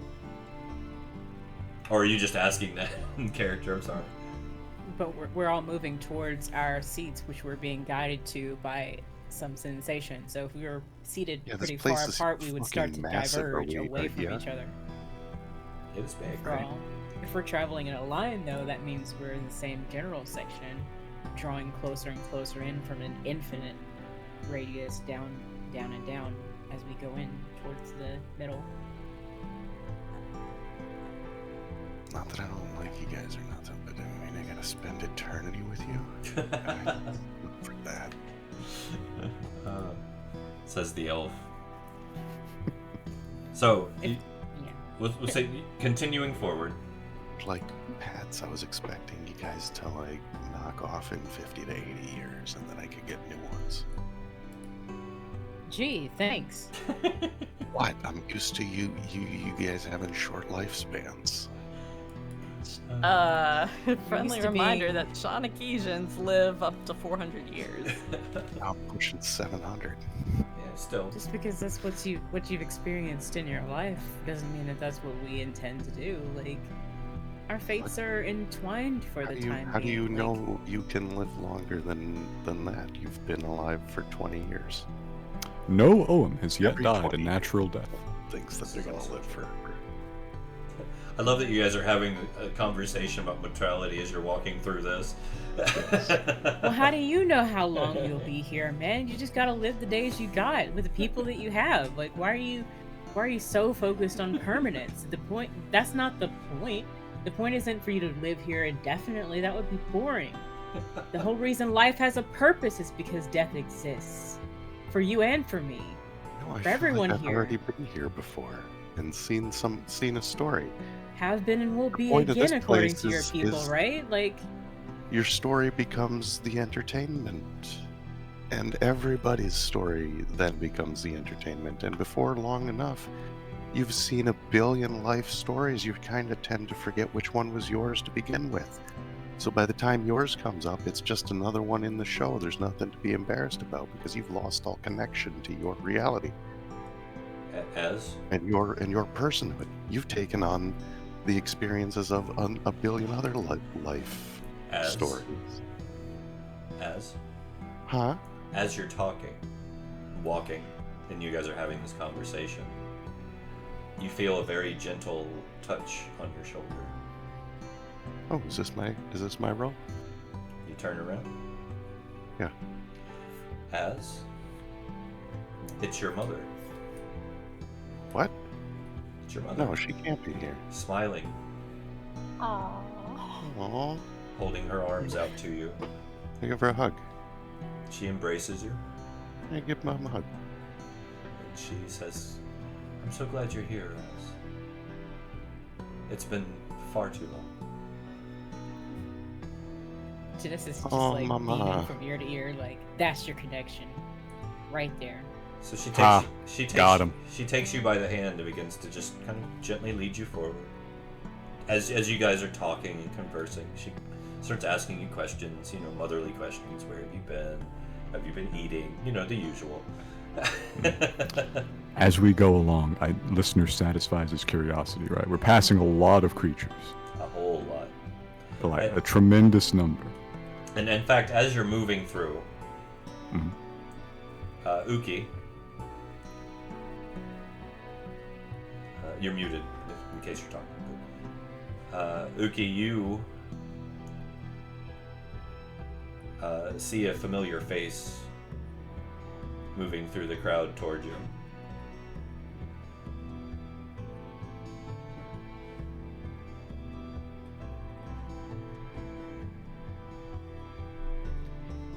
It's Shillelagh. Mm-hmm. She's got that big goofy smile you remember her having as a kid when you would tell her a horrible joke. And she runs to you and puts her arms around you. I'm gonna pull back a moment because haven't we been here before? I'm pretty And- sure we've never been here before. No. Ha, ha, ha. Yeah. Just saying, I mean. Quite the Yeah. opposite. I suspect you were born here and never left. Mm, Yeah. So if I can have my moment to Yeah, speak. go ahead. sorry. Yeah. Sorry. Yeah, I'm hesitant because when we first got down here, we had the we were being basically being tricked or attempted to be tricked into having familiar faces. And so I'm a little hesitant. And I say, how do I know? How do I know that it's you? She looks at you, that big goofy grin, shakes her head, and she looks around at all the rest of you and kind of nods, like hello. And she leans up, Uki, and unless you stop her, she whispers in your ear. Okay. And she tells you the most embarrassing story of your life. Something only the two of you ever shared. Wait a minute, you said you were never going to speak of that again. No, this isn't possible. This is not possible. You understand I'm distrustful because we've had many a time where our lives have been at risk. And as you know, with me, I have no fear of dying. But I do want to ensure that when I do, it's as a consequence of my own actions and decision, and not from following blindly the wrong way. She kind of cuts you off and punches you in the shoulder playfully. She says, "Look, Uki. Now, I haven't been here that long, but from what I've been told, I don't know, since the beginning of time, no one has ever died here. So don't worry. I knew you were here." Well, it's good to see you, but when you say no one has died here, are you stating that you are alive? What is your form? Oh, okay. You always were the inquisitive one. Yes, well, you know me. I'm always skeptical. I may often very analytical, but I just, tell me more, please do. Walk with me. Would you? We can talk as we go. Okay, well, I don't want to stray too far from my party here because, Oh no, she's gonna walk with you. Oh, got it. Okay, yeah, no, that sounds good. Okay. And I'd look over at Listener and look over at Wilhelm and look over at Az and I wave to Chilena. She waves back with a wink and a smile.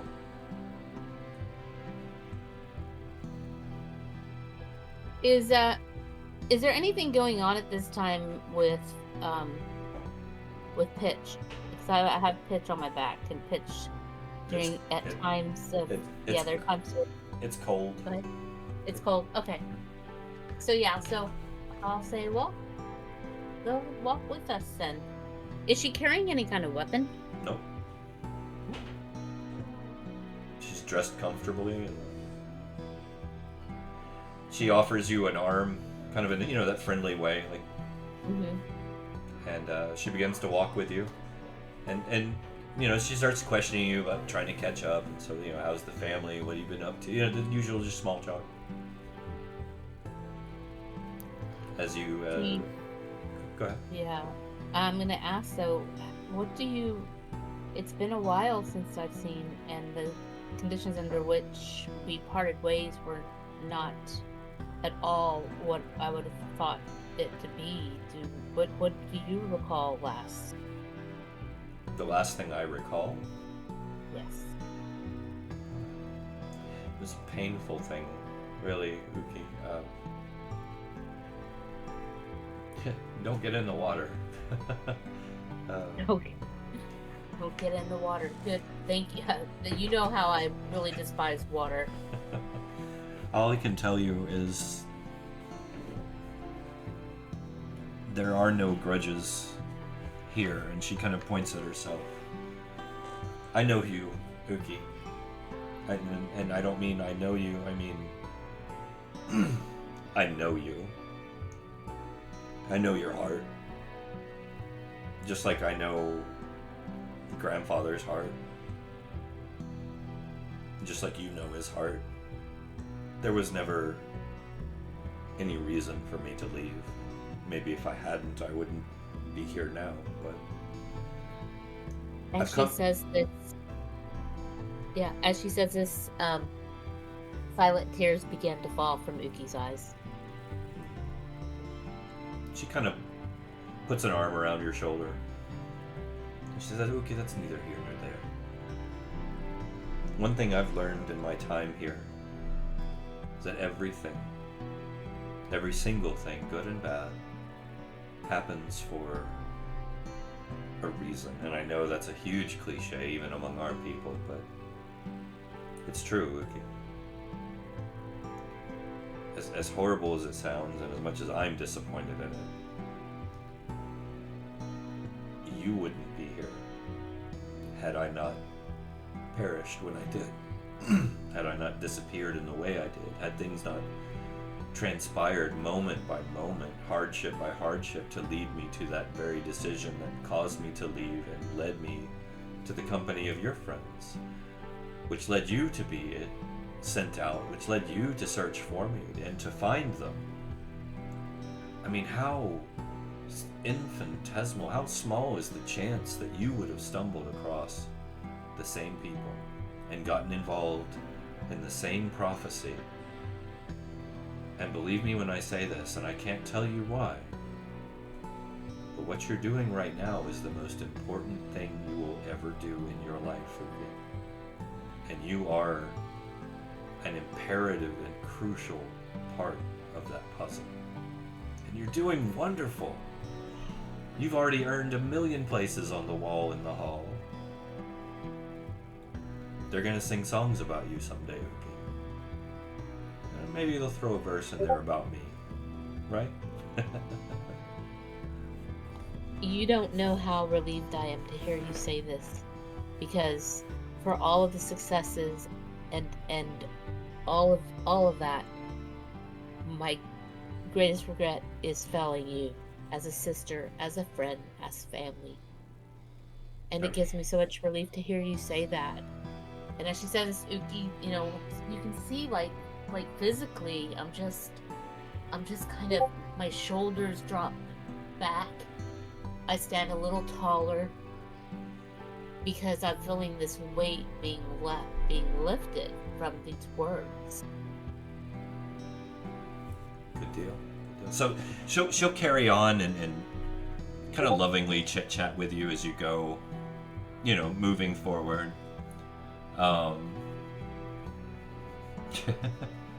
And I apologize, I'm doing this one by one. I hope you guys don't mind, but I want it to be special for each of you, kind of. No, I don't mind. I'm enjoying this. Yeah, I think Genesis is just like weaving in and out and like sees Uki and it's just like, oh man. I'm glad you mentioned that, Genesis, because you feel a little tug on your hand. A little tug? Mm-hmm. A moment of panic crosses Genesis' face, like...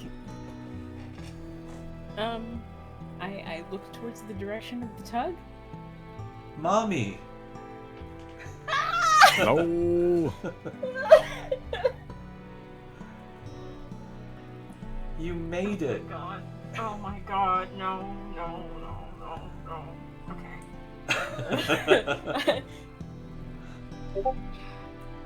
We have a small moment, we yell, and we grab the baby. She squeals with delight. It was a girl, right?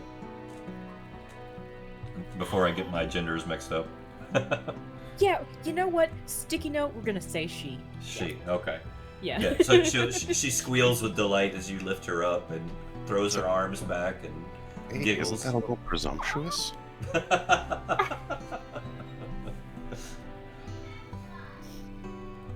I lift the female presenting child. Hey. Whose gender has yet to be or whatever. Question. So they squeal with delight. I lift the ditto. But yeah, so she's thrilled. You can tell she's giggling and tears streaming down her little face. Oh my god. You're walking now? It's a little easier here. I'm so glad you came. They told me you were gonna come. I'm just like... the child is like speaking to me from below my chin because I'm just like doing that thing where people like smell the top of the baby's head. I'm just like, oh my god. Yeah. I've gotten so large. I can't. Mommy, they told me to tell you something. Mm-hmm. They said it's time to put the knives away.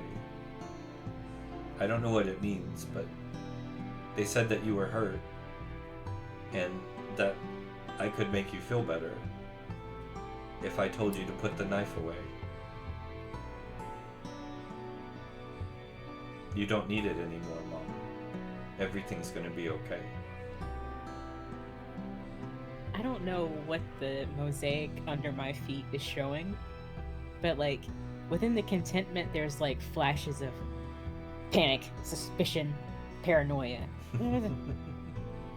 What if they're just getting rid of my weapons so they can fight me easier and kill me? So as you're panicking internally and on the mosaic, the child reaches up and puts her little arms around you and snuggles into the crick of your neck. She says, "It's been so long, Mommy. I've missed you." Ah! Can we stay? We're staying, right? we're gonna stay here. This is it, right? Like, just let me stay. Do you realize how many times I've thought I was holding my child in my arms and realized that I was losing my mind slowly or being intentionally deceived by some dark spirit in the depths of At least twice this campaign. an ungodly pit of despair and misery? Just let me have this. I'm here, Mommy. I'm real. It's me. I can stop fighting. If I could just stop fighting and stabbing people and running and being afraid. Oh my god. You don't need to be afraid, Mommy. Everything's gonna be okay. Will you carry me for a while? Yes! Good. And she kind of snuggles up in your arms and lets out a contented sigh. And as you begin walking, she says, "Mommy, why would you tell me a story?" Oh my god, do I have a doozy for you. And I launch into the tale that brought us here. Just telling the child about all the great moments we've had on this adventure and just like regaling her with the tale. And just like, Perfect. oh my god. So you guys begin walking and you're telling your story.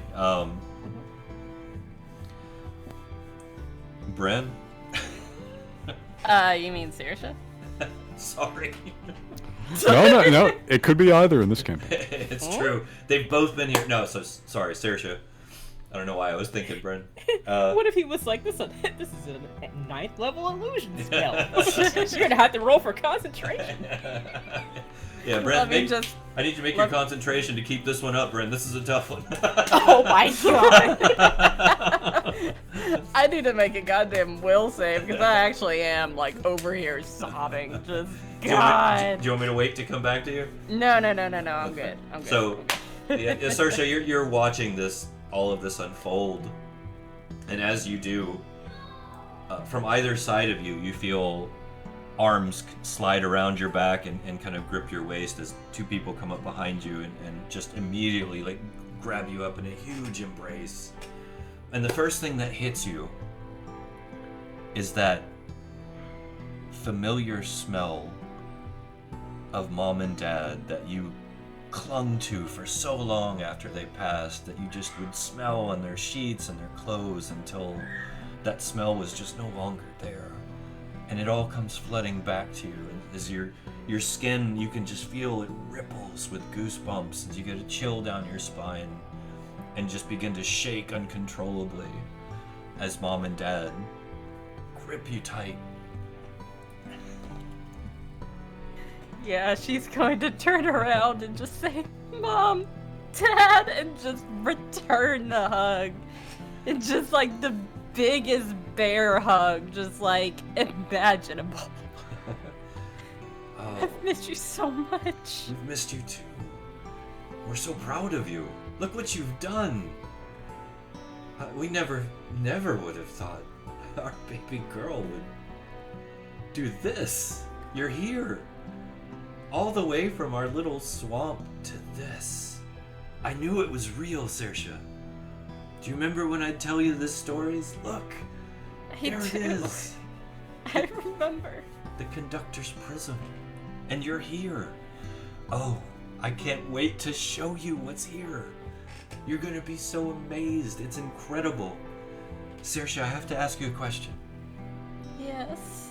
Did you bring it? Bring what? The resonator. Yes, I did. I did. Your father points at the prism and looks back at you with a kind of a sly dad smile. And he says, I'm glad you brought the key, sweetheart. You're gonna need it.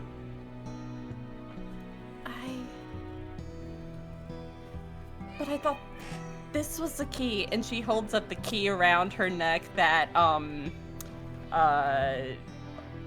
what's her name? Oh my god. She can't even remember her, like, favorite Vorstad in the moment. She gave Evelyn? her. Evelyn, yeah. No, you're good. He says, he kind of closes your fist around it and just kind of laughs. So, sweetheart, so much will be revealed in time. Just be patient. You're doing fantastic. You've done more than any Shaunakesian has done since the Blight. I mean, you're amazing. I can't believe you made it this far. I can't believe you're here. We're all here. Me, your mom. Look out there. And as you look out, you see all of your old neighbors and extended family that you've lost through the years waving, smiling at you. Saoirse she has tears sitting in her eyes right now, and as she hears her dad say all of these words, she is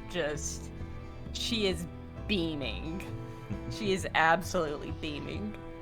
And your mom says, sweetheart, you know what I would absolutely adore for us to do? What's that? Let's sing one of the old songs. What do you say? I think that's a great idea. It's just not the same without a trio. So she launches into one of your old favorite songs. And Dad joins in. Saoirse will join in. They both kind of arms around your waist, one on each side of you, begin to kind of sway and move to the music as they walk forward with you, singing gently. She just looks alarmed for a second and glances back. No, it's fine. We're all cool. We're all good. So, Last time she broke into song, she almost died. Happens. Wilhelm. Yes. So, now your backstory wasn't filled with a lot of individual moments. You had a family. They weren't. It wasn't one of those lovey-dovey families, right? No. It was And- all right. Wilhelm's family comes from money. They're still alive as well as Wilhelm knows. Yeah. However, there was this. Forgive me if I'm taking some liberties here. There was this beautiful older woman that used to care for you as a child, a nanny. When you would fall and scrape your knee, when your parents were examining it and telling you proper medical procedures to tend to it and make sure it didn't get infected and this and that. She's the one that gave you a piece of candy. She's the one that kissed you on the forehead and said everything's gonna be alright, little one. She's the one that would play imaginary games with you and indulge your flights of fancy when the logic and book learning of your family would kind of want to beat that part of you down. And she's the one that would sneak you out to the park to let you play with other children. And she did always carry chocolate, yes. And as you're walking, you're just kind of, for some reason, that memory is in your mind. And then you kind of come out of this fugue state of nostalgia. And there she is, standing in front of you, arms crossed, kind of one eyebrow raised, and kind of a sly grin on her face, and says, well, well, well, look at little Willie Wilhelm, all grown up. Aren't you a sight, boy?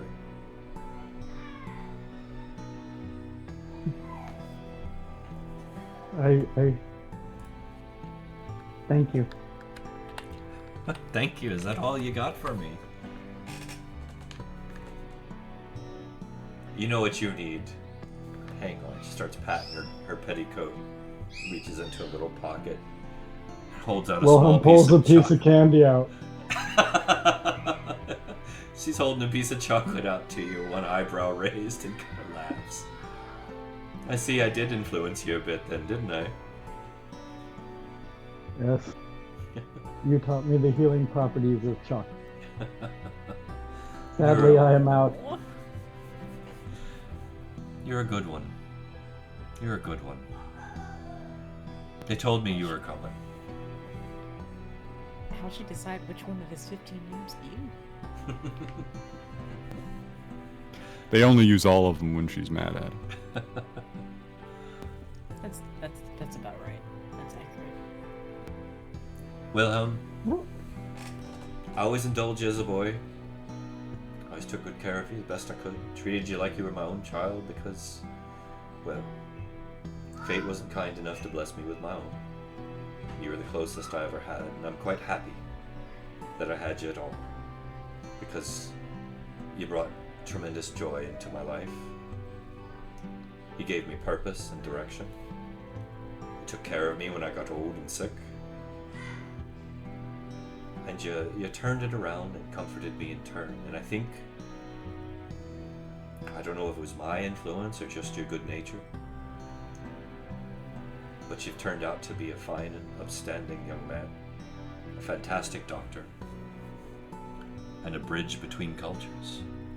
And more importantly, you still have a vital part to play in the days ahead, Wilhelm. And I can only hope that everything I've taught you will prepare you for what lies ahead.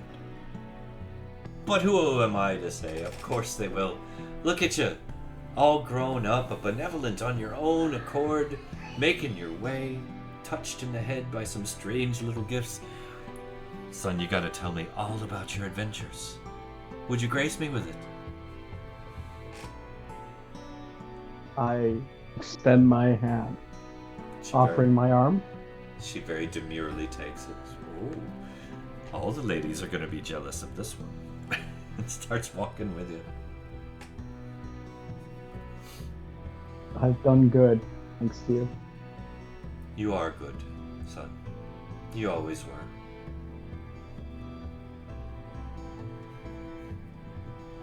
I try. And he vaguely remembers what you sent me.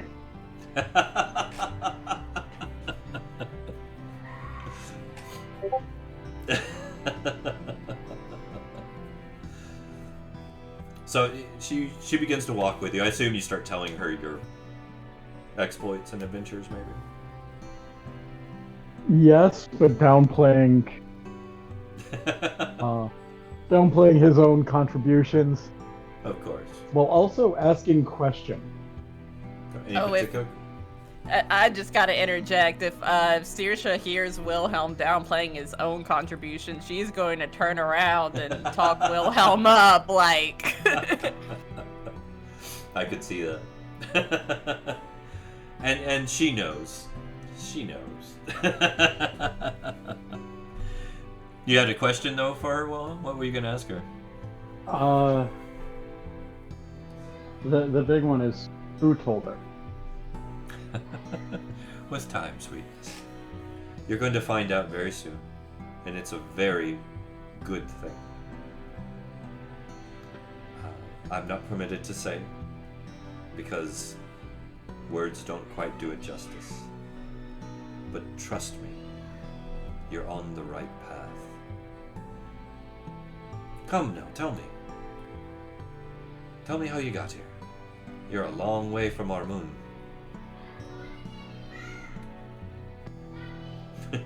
Could be more true there.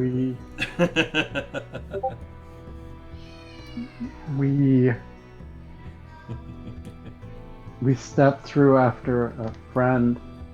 I got to meet a god. A god, you say? And here I thought they were all gone. Tell me all about it, son. So she was. Oh, sorry. I was gonna say she begins to walk on. I assume you start telling your story. Yeah. You're welcome to tell it openly, but we might be here for a while if everyone tells those stories. We've been on it for a minute. Yeah. Yeah. Not that I mind. If we had more time, I'd love to actually sit and listen to all of that, but I don't like to separate the party too much. But I will say we still have one more person. Listener, you've watched all of these people revisited by individuals from their past. Yes, I see them come and go, and I say, oh, how nice. And, listener. Yes. You feel these two presences come up alongside of you. And acted each one of them, you feel a hand kind of slip into your own, gently. I look down, left and right. I'm used to people being kind of down from me, so I look down. They're small. They're young. On your right is a young Volristad girl. Oh, I know who these are. On your left is a young Ungamute girl. Yep.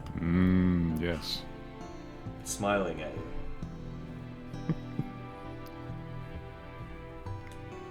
And here I thought that I had no one here. Hello? They look at each other and giggle.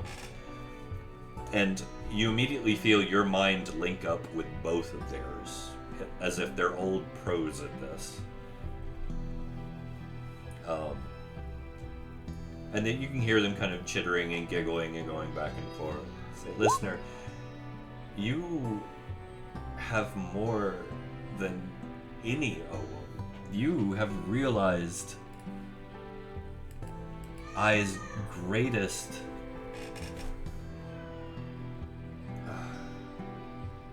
achievement. You don't even realize it. Oh, I'm alone now. And they were right, really. But you're not alone. Well, I was gonna say. not like that anymore. You're right. But I had to leave my people. They weren't ready for the burden of death. Listener. Yes.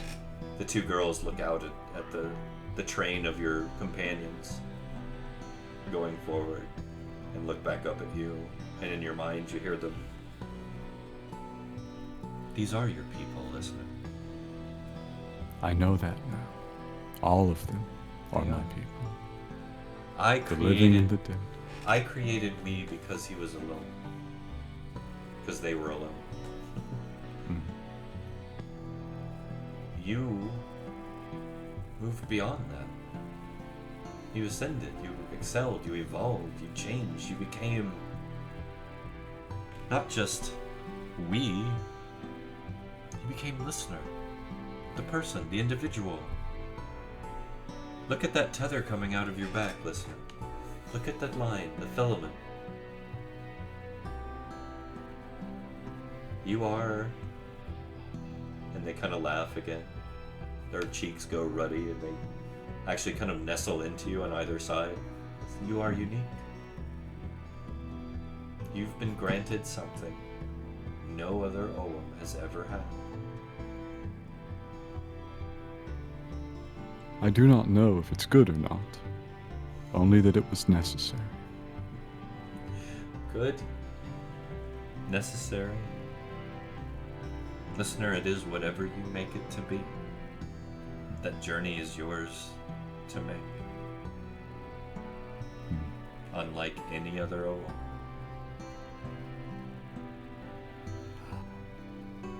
I wonder, though. Listener looks around. There was a certain dragon.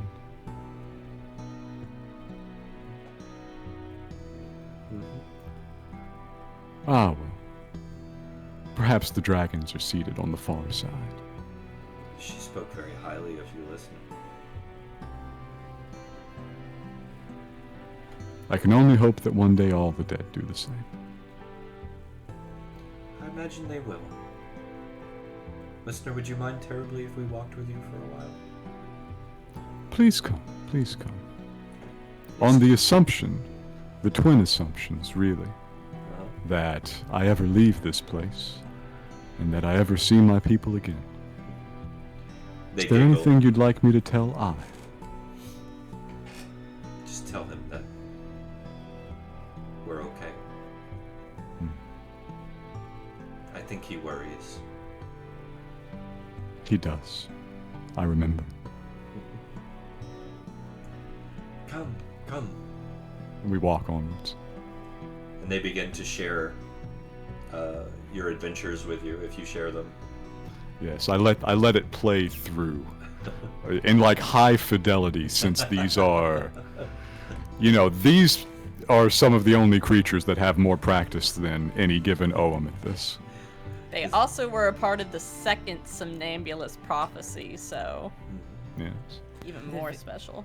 The visual of that is hilarious. And I'm just picturing you like taking out earbuds from like a iPod or something, and tossing the iPod to the side, and just pulling out a record player with one of those old-fashioned like flower-looking things at the top of it, A Victrola. and like like a Victrola, and putting the needle down on it, and like that nice static noise comes. As a mentalist, you can probably sense the difference just standing nearby. If the hive mind that listener is used to establishing with everybody is, the roots. This is like being connected by the trunk of a tree. Oh, a purely like superfluous gasp of air passes Genesis' lips, and it's like, oh, listen to that. Listen to the audio quality. There's nothing like it. So you guys carry on, and as you do, the music shifts, and you have to use your imagination a little bit. I'm sorry, I don't have enough music right now to do this. I tried. That's all right. So the music shifts as we come up to the next point in our journey.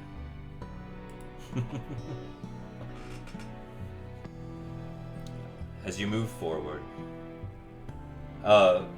it shifts, and the second movement begins with a distant, faint hum that slowly evolves into this complex tapestry of weaving melodies.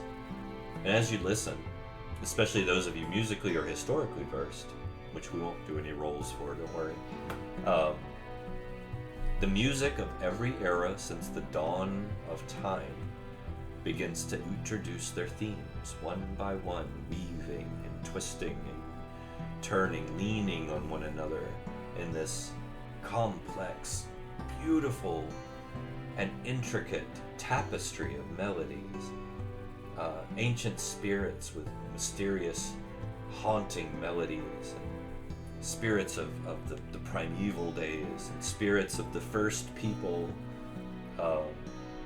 some of them regal, some of them chivalrous, some of them industrial, some of them angry and sad and filled with longing and mourning. The melodies like overlap and interweave in this symphonic montage that captures like the essence of every era's spirit twisting and changing as it goes, and it almost feels like you're being transported through time as it does. It's hard to hold on to any one single thing as it does, and of course you're all distracted by your companions as you're being led on, not in a bad way, in a happy way, a contented way.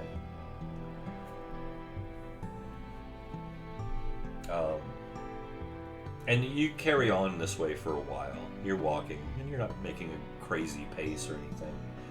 And it's probably very interesting to listen to, even as you're interacting. It's like a cornucopia of sensations going through you, the emotional overload of your companions, and shoot.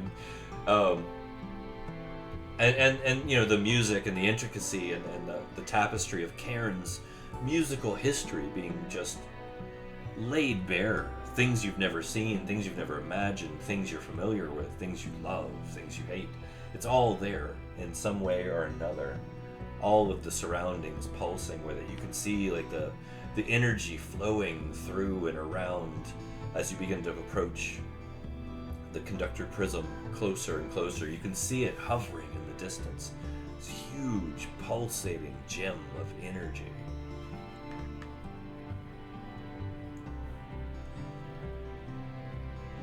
And you guys are welcome to just carry on. I'm going to pause here in case anyone wants to do or say anything.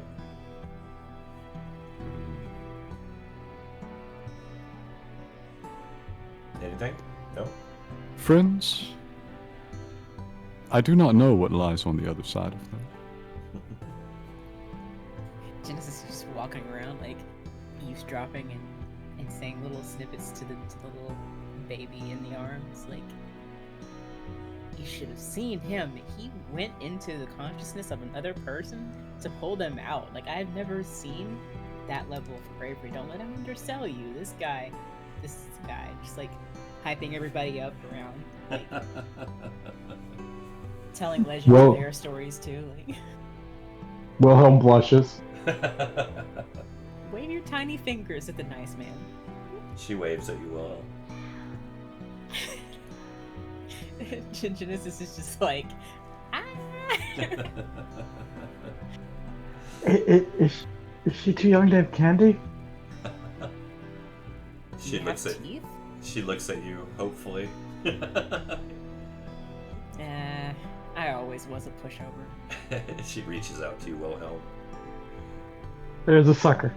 She takes it, pops it in her mouth hungrily, gets a big shiver and a grin on her face. Oh no. Sugar. So much more energy. Let's go. So are we just gonna carry on then? I want to touch it. Touch what? I mean, The crystal? We gotta touch the crystal. Oh my god, Az, no. Don't worry, Az's mom is here. So Good. There's an adult nearby. There's an adult in the room. We're good. So you guys carry on, and as you guys are moving through, you see more and more old acquaintances from your past, family, friends, kind of joining in. They're saying hello, and hugs are being given, and stories are being exchanged. And before long, there's a decently sized crowd around you. Of people from your past, and you'll see Sugnak there. People that you lost. You see old family and old friends, grandmothers, grandfathers, great grandparents. Sugnak? Yeah. He's joking and throwing elbows at people and waddling along. He's much happier than he ever was alive. people from our past are gathering around. Sugnak is here, the Wraith Guard. Do we see our friend who was the Arcanist? Evelyn? Evelyn? Evelyn? Evelyn is there. And they're not fighting. Nope. They're actually like messing with each other in a friendly way. They've moved past Saoirse it. wants to give Look at Evelyn a that. big hug. Oh She'll my happily God. hug you back. We're on the other side now. For a moment, at least.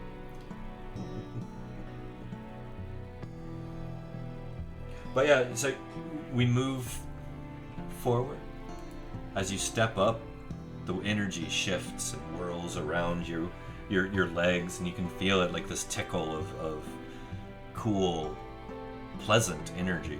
It's an emphatic sensation that just kind of washes across you as it's mists that so they move like liquid, but they feel like smoke.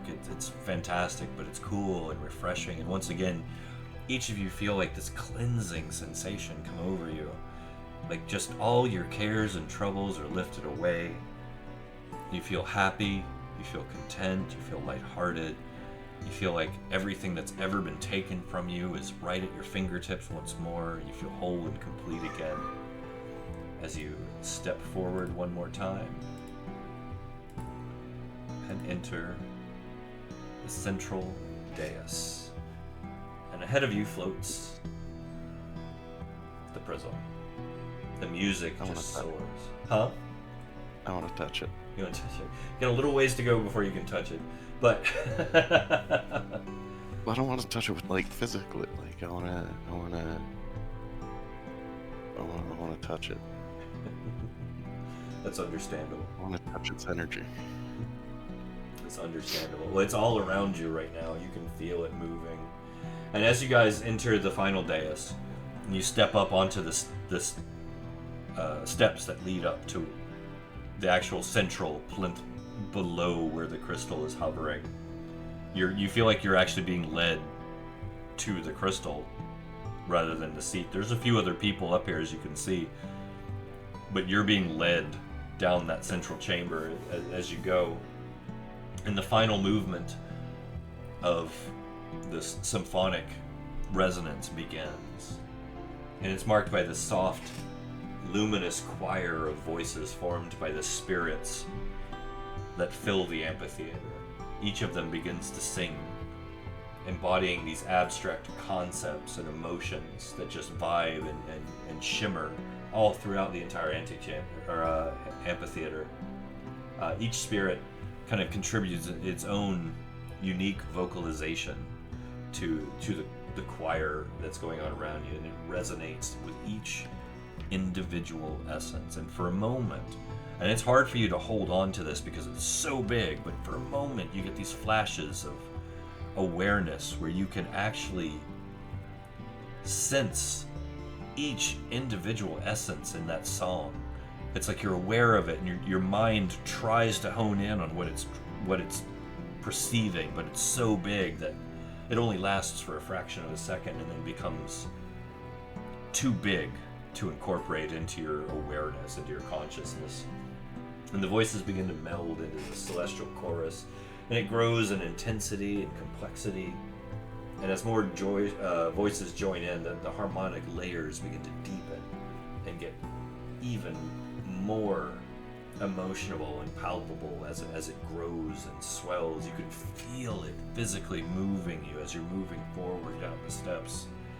It's almost like you begin to slowly kind of dance almost as the melody just kind of moves all through you and around you, becoming a part of you. And slowly, one by one, almost unconsciously, you begin to each join in. Your own voice lifts up, almost an automatic response. Listener, even you in your own way are adding to the song. The movement swells with emotional energy, culminating in this breathtaking crescendo, this climax that seems to encompass all emotion, all experience through all time, bringing you to this pinnacle, the zenith of existence, And each one of you, your minds open, your awareness grows as you each lift up physically. The spirits around you following suit. You each begin to glow as your own life's energy begins to vibrate and hum all around you. You're tethered, your silken cords are just vibrating behind you. And you can just feel the essence of the entire universe within the sphere of Cairne just meld into one single, final note that holds and then softly, gently fades into a very tranquil coda, leaving a lingering sense of unity and connection. Question. Yes. Do I have to be musically inclined to know what that final note was? To actually pick out the note. It was B flat. Everyone's dead. No, I'm just kidding. Oh my god. I would say, yeah, you would have to have an ear. I don't know, does your character play music?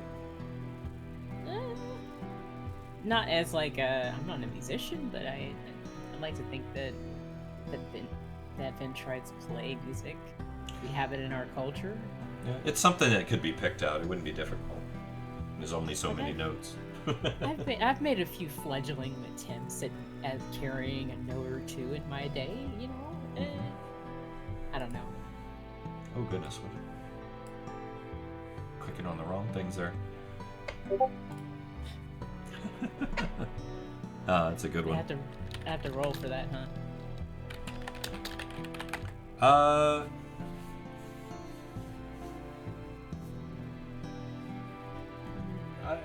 I should make you roll for it. So there's...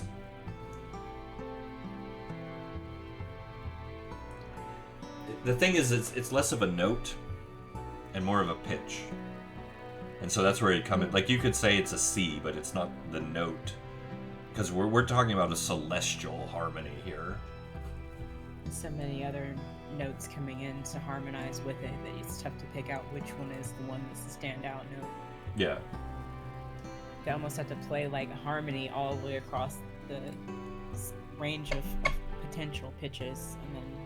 Yeah, well, we are talking about millions, if not billions, of voices kind of joining in unison. So, you know, there was a lot, and plus you were in the middle of it. So, that's fair. As it settles, and you can kind of hear the echoing reverberations of that last final coda kind of drifting off into, you know, beyond, gently getting quieter, quieter, quieter. Genesis looks over at Az and is like, huh? What you what? Hello? The way is open. All of your companions kind of either slide down off of you or give you one final hug and a kiss or a piece of chocolate, a squeeze of the hand, and they kind of step by your side and then look up at you with big smiles. And each one of them in their own way encourages you and says, well, the way is open. It's time. But we'll see you again. One day. Hopefully not anytime soon. I keep having to say goodbye to you. Not goodbye. See you soon.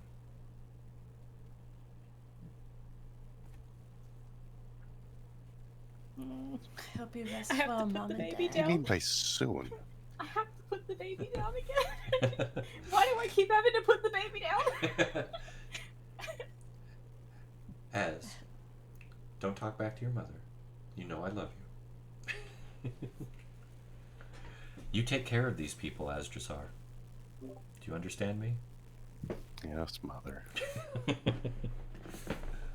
Uki is standing reluctant to move because she's actually enwrapped in the arms of her father, who died when she was very young. Not a problem. With no words, just...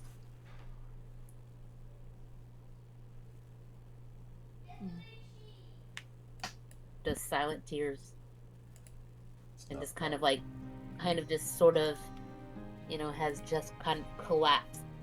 So right now, this is the most vulnerable that Uki's ever been.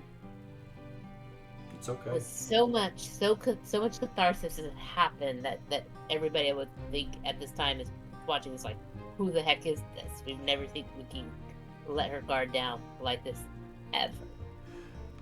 It's alright. She can take her moment. Nobody is rushing you guys off. None of your companions are rushing. There's a lot of lengthy goodbyes going on. A lot of heartfelt goodbyes. A lot of tears. Listener, even you've got Ethelinda and Gilda there with you. And that you already feel this weird connection with them. All Ogham. Every Ogham remembers. Yeah. It is perhaps the core memory of the species, really.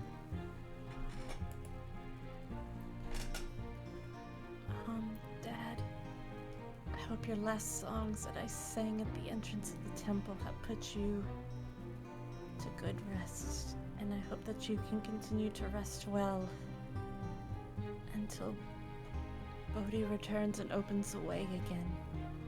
We heard your songs from here, love. You did wonderful. Don't forget us, okay? I could never. It will never forget you either. Don't worry. There's wonderful things ahead for you. I'll miss you. Trying to make you proud. You already have. Now go. Play the resonator for the prism. We've been waiting a long time for this day. Everyone here has. And he points back. And as you look back, the entire place is just sitting, rapt attention, watching and waiting for you guys. Well, Saoirse is going to pull out the resonator and standing facing the crystal.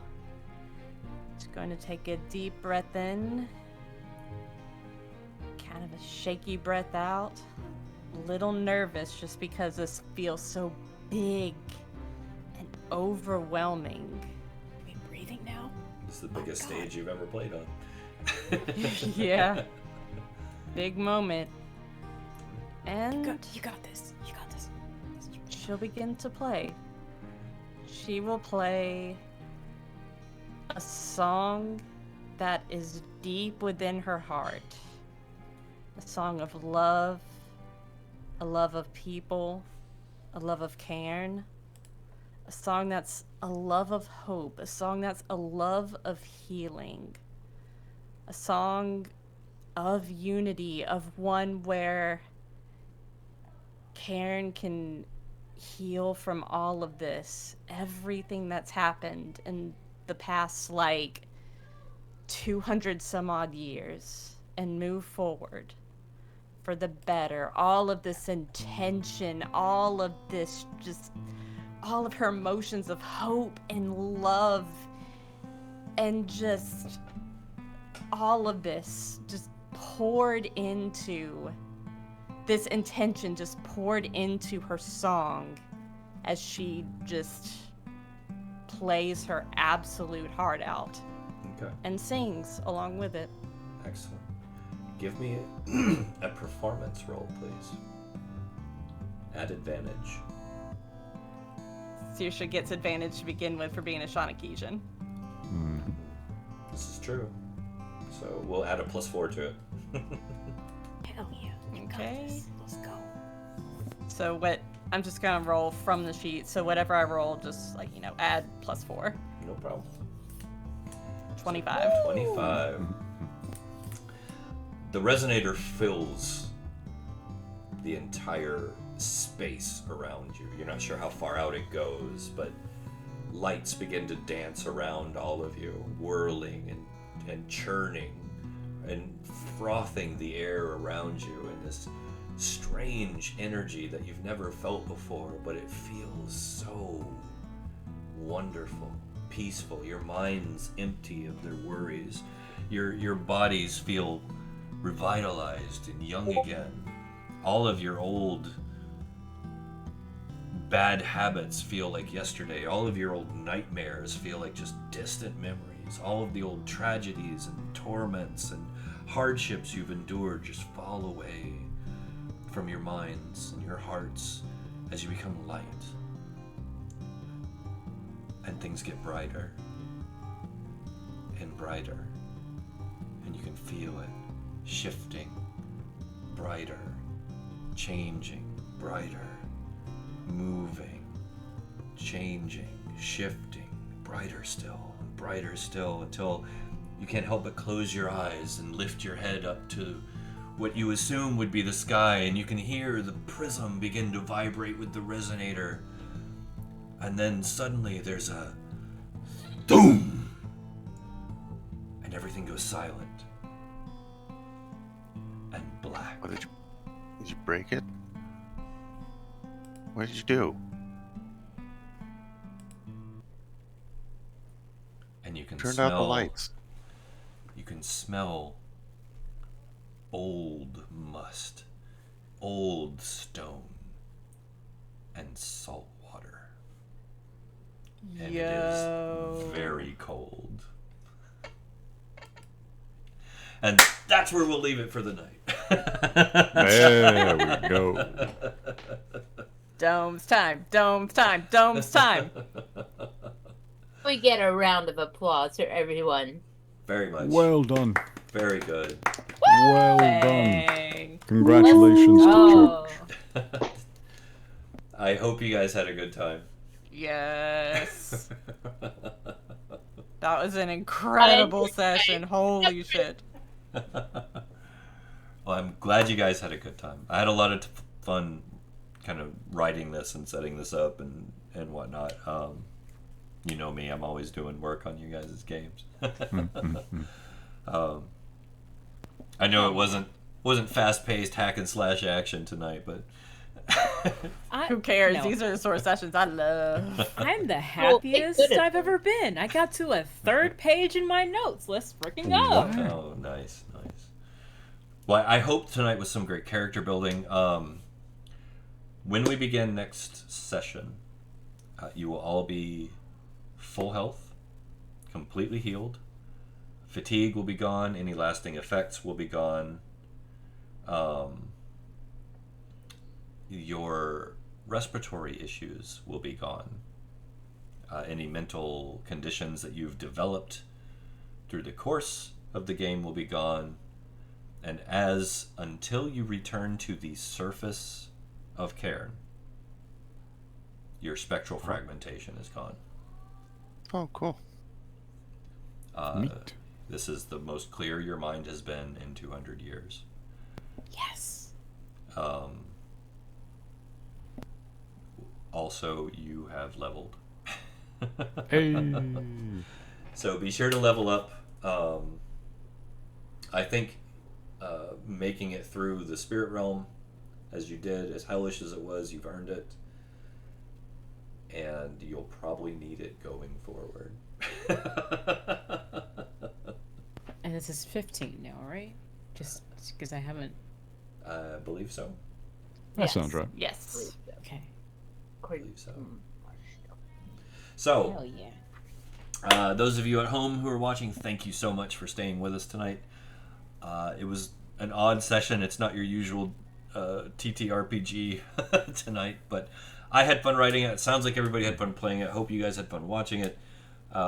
Be sure to tune in Wednesday for Weird West: The Return of our Deadlands game. Thursday should be the finale of Star Trek, which is going to be great. Chance has been knocking it out of the park with that one. We're having a lot of fun. And then, of course, next Saturday we will be returning once again to Sigil Confidential and there's some interesting things coming for Saturday, so you don't want to miss any of that. As always, be sure to check out the sponsor, Skull Splitter Dice. Be sure to join the Discard. We just put out the teaser trailer for the next round of short shots. We will be recruiting for those soon, so get ready for those. They're going to be a lot of fun.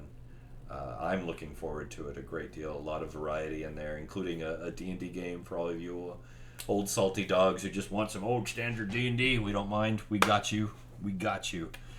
Because here at Neon Lich Studios, well, we do what the Lich tells us. Let's be honest. And he's an old-fashioned guy. He's an old-fashioned guy. But we love you guys. Thank you all very much. I'm going to raid after I go to the ending screen, so stay tuned, stay around, because I'm sure wherever we go, it's going to be fantastic. But good night. We'll see you soon. Good night, Hell everyone. Good night. I love that. Wherever we go, it's going to be fantastic.